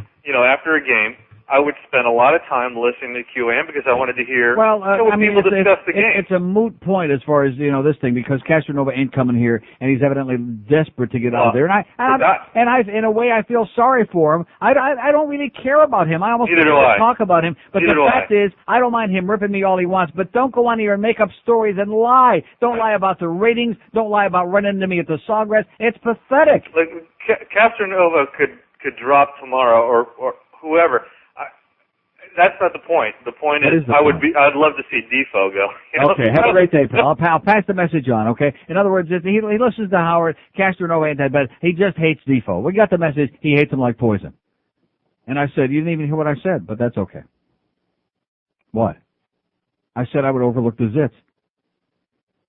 26 after 1. It's just it has no oomph now. See, it was lost in the translation. Neil Rogers. Thanks to our good buddy Brad's over there at Tony's for a great lunch today. Boy, this pizza is great. I'm scraping it off, and the cheese too. Not eating that crust, which is a sad thing because the crust is really good. Can't do it, baby. Can't do it, Pally. 567-0560, pound 560 on the AT&T wireless line. Here's a mobile in West Palm Beach. Hello. Hi, Neil. How you Yes, sir. doing? Great. I'm the guy that's on your cart that says, "What's a Buffalo Bill?" Right. I got one thing that I hate worse than the Buffalo Bills, and that's rap music. What is a Buffalo Bill? That's me. How about that? Colorado Rockies. Jim Leland's back in town. Is there a tremendous swell of excitement? No. Can you feel it in the air? No. Can you smell it?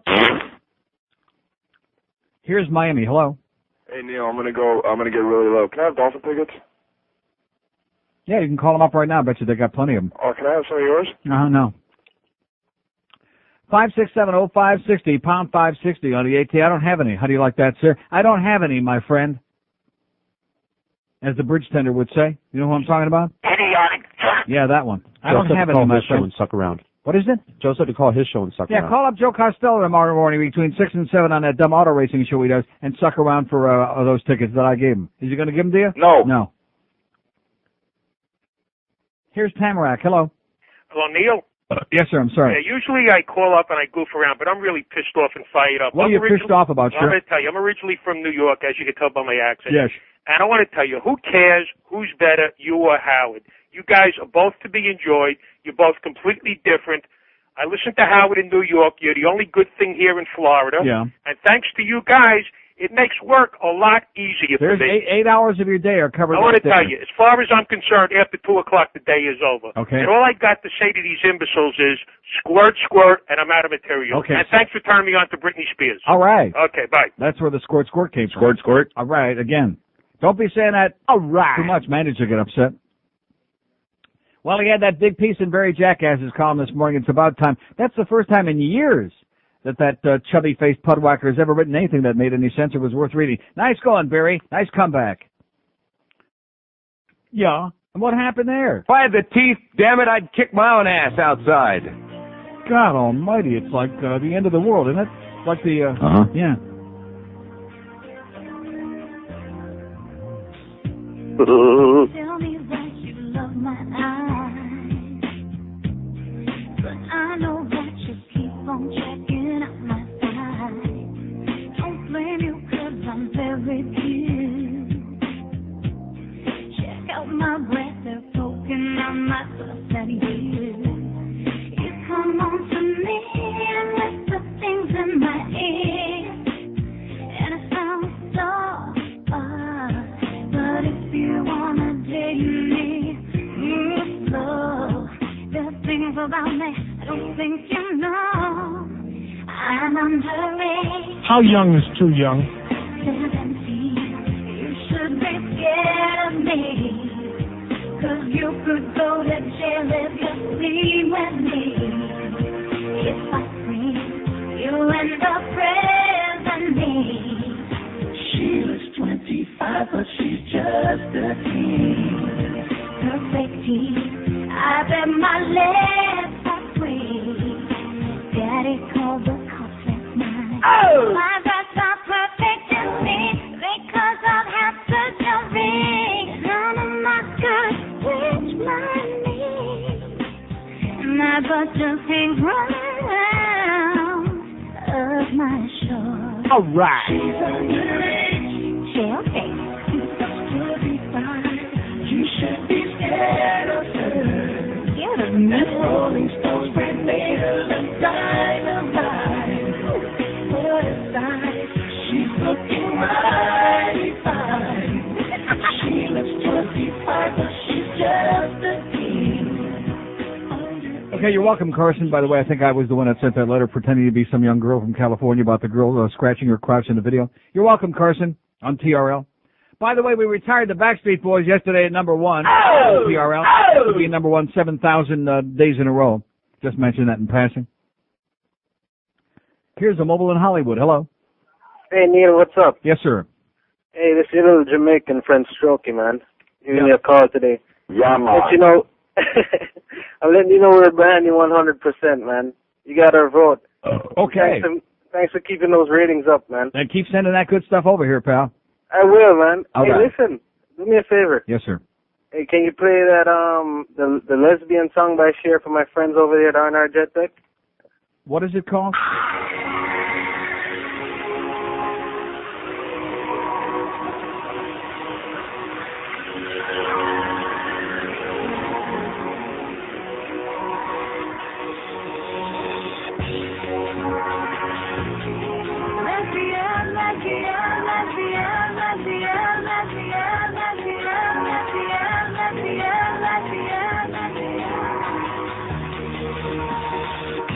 No matter how hard I try, can't get her to date a guy. That's just how it is.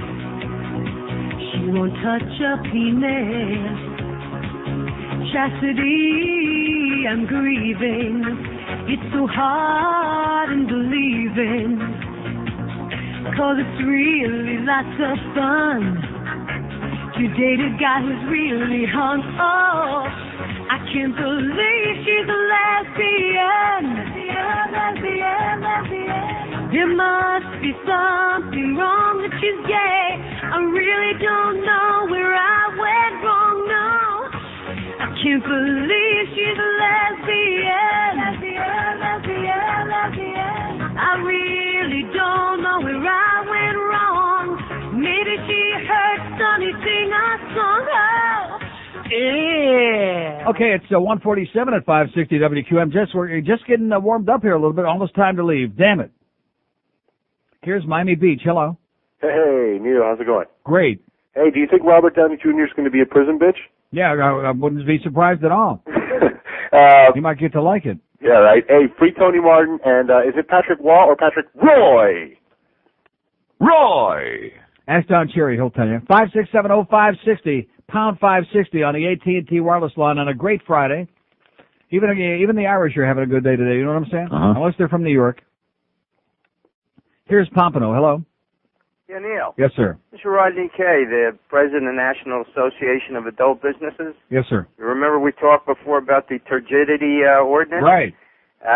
On this swinging situation. That's the message, by the way. Keep it limp in Broward, baby. That's right. That's jail time.